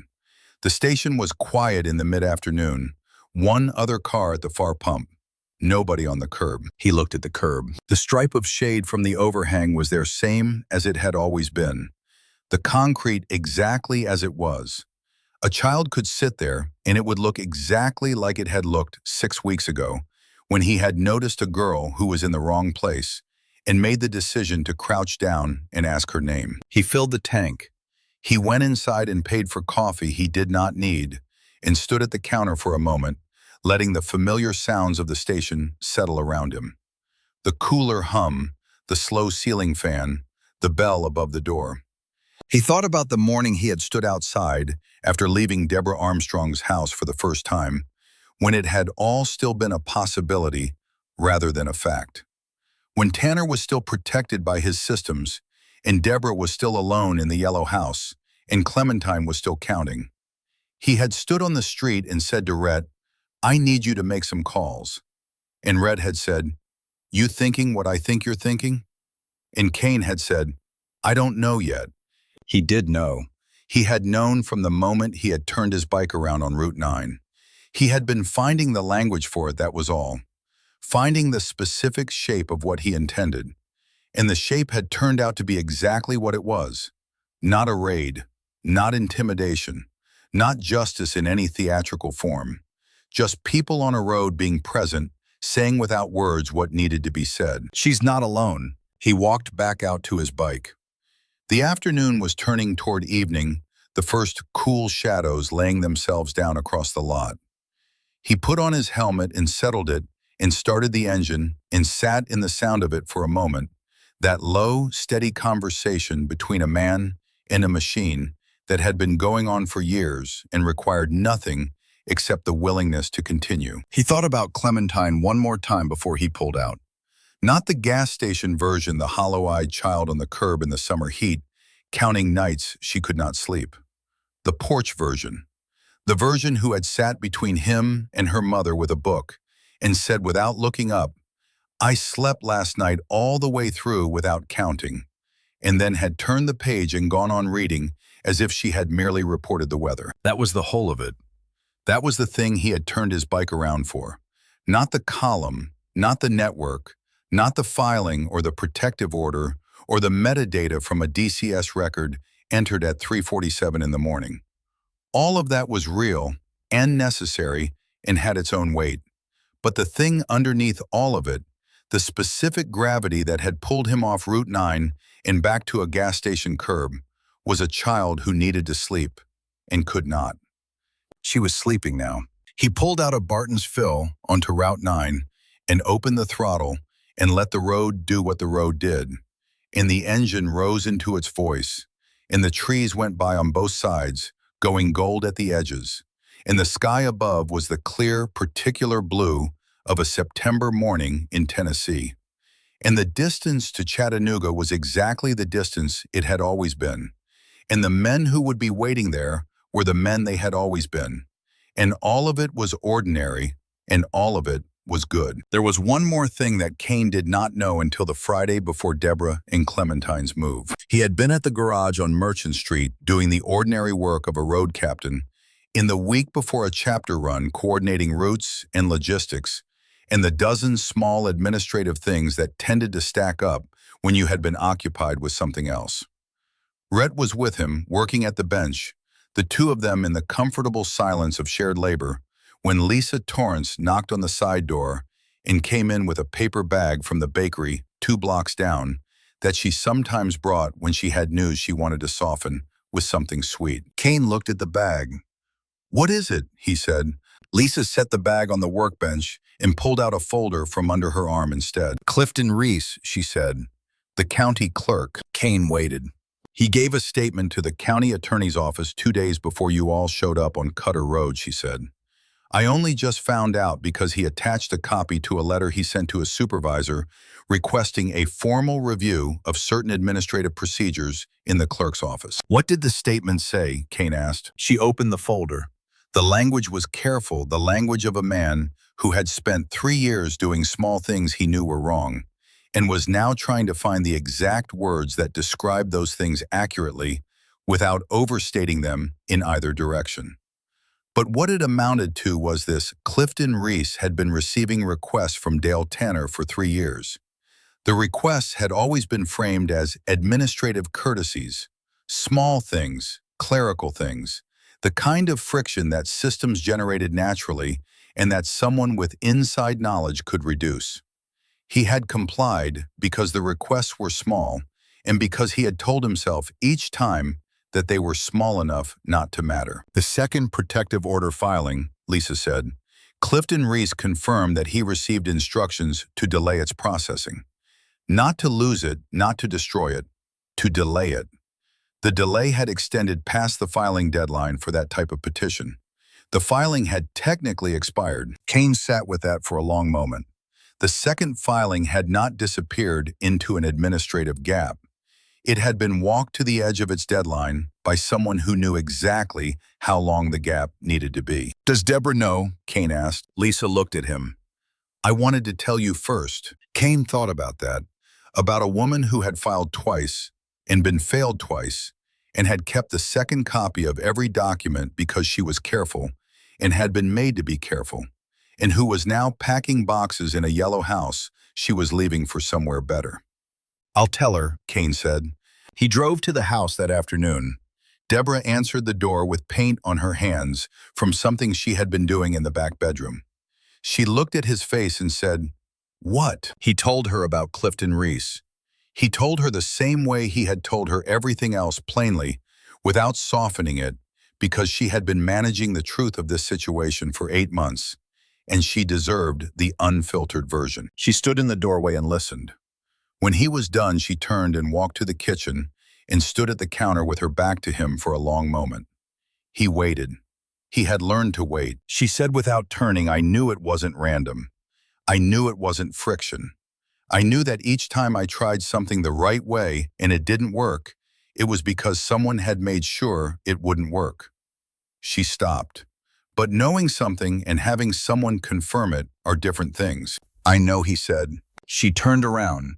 She had the flat, composed expression on her face, the one he had seen the first day on the porch, when she had looked at him through the gap of a security chain. But underneath it, something had settled. The particular settling of a weight that has been held in uncertainty for a long time and has now found a surface. "He had a system," she said, "and it worked. Until it didn't." "Yeah," Kane said. "Until it didn't." She looked at him. "You know what the difference was? What finally made it stop working?" Kane thought about it honestly. He thought about the network and the riders and the rain and the night on Cutter Road. He thought about Blackwood and her monitored phone, and Monique Okafor and her metadata, and Clifton Reese and his statement. He thought about the woman in Georgia who had been watching for 8 years. "It stopped working," he said, "when too many people knew about it at the same time." He paused. He had been doing this to people who were alone.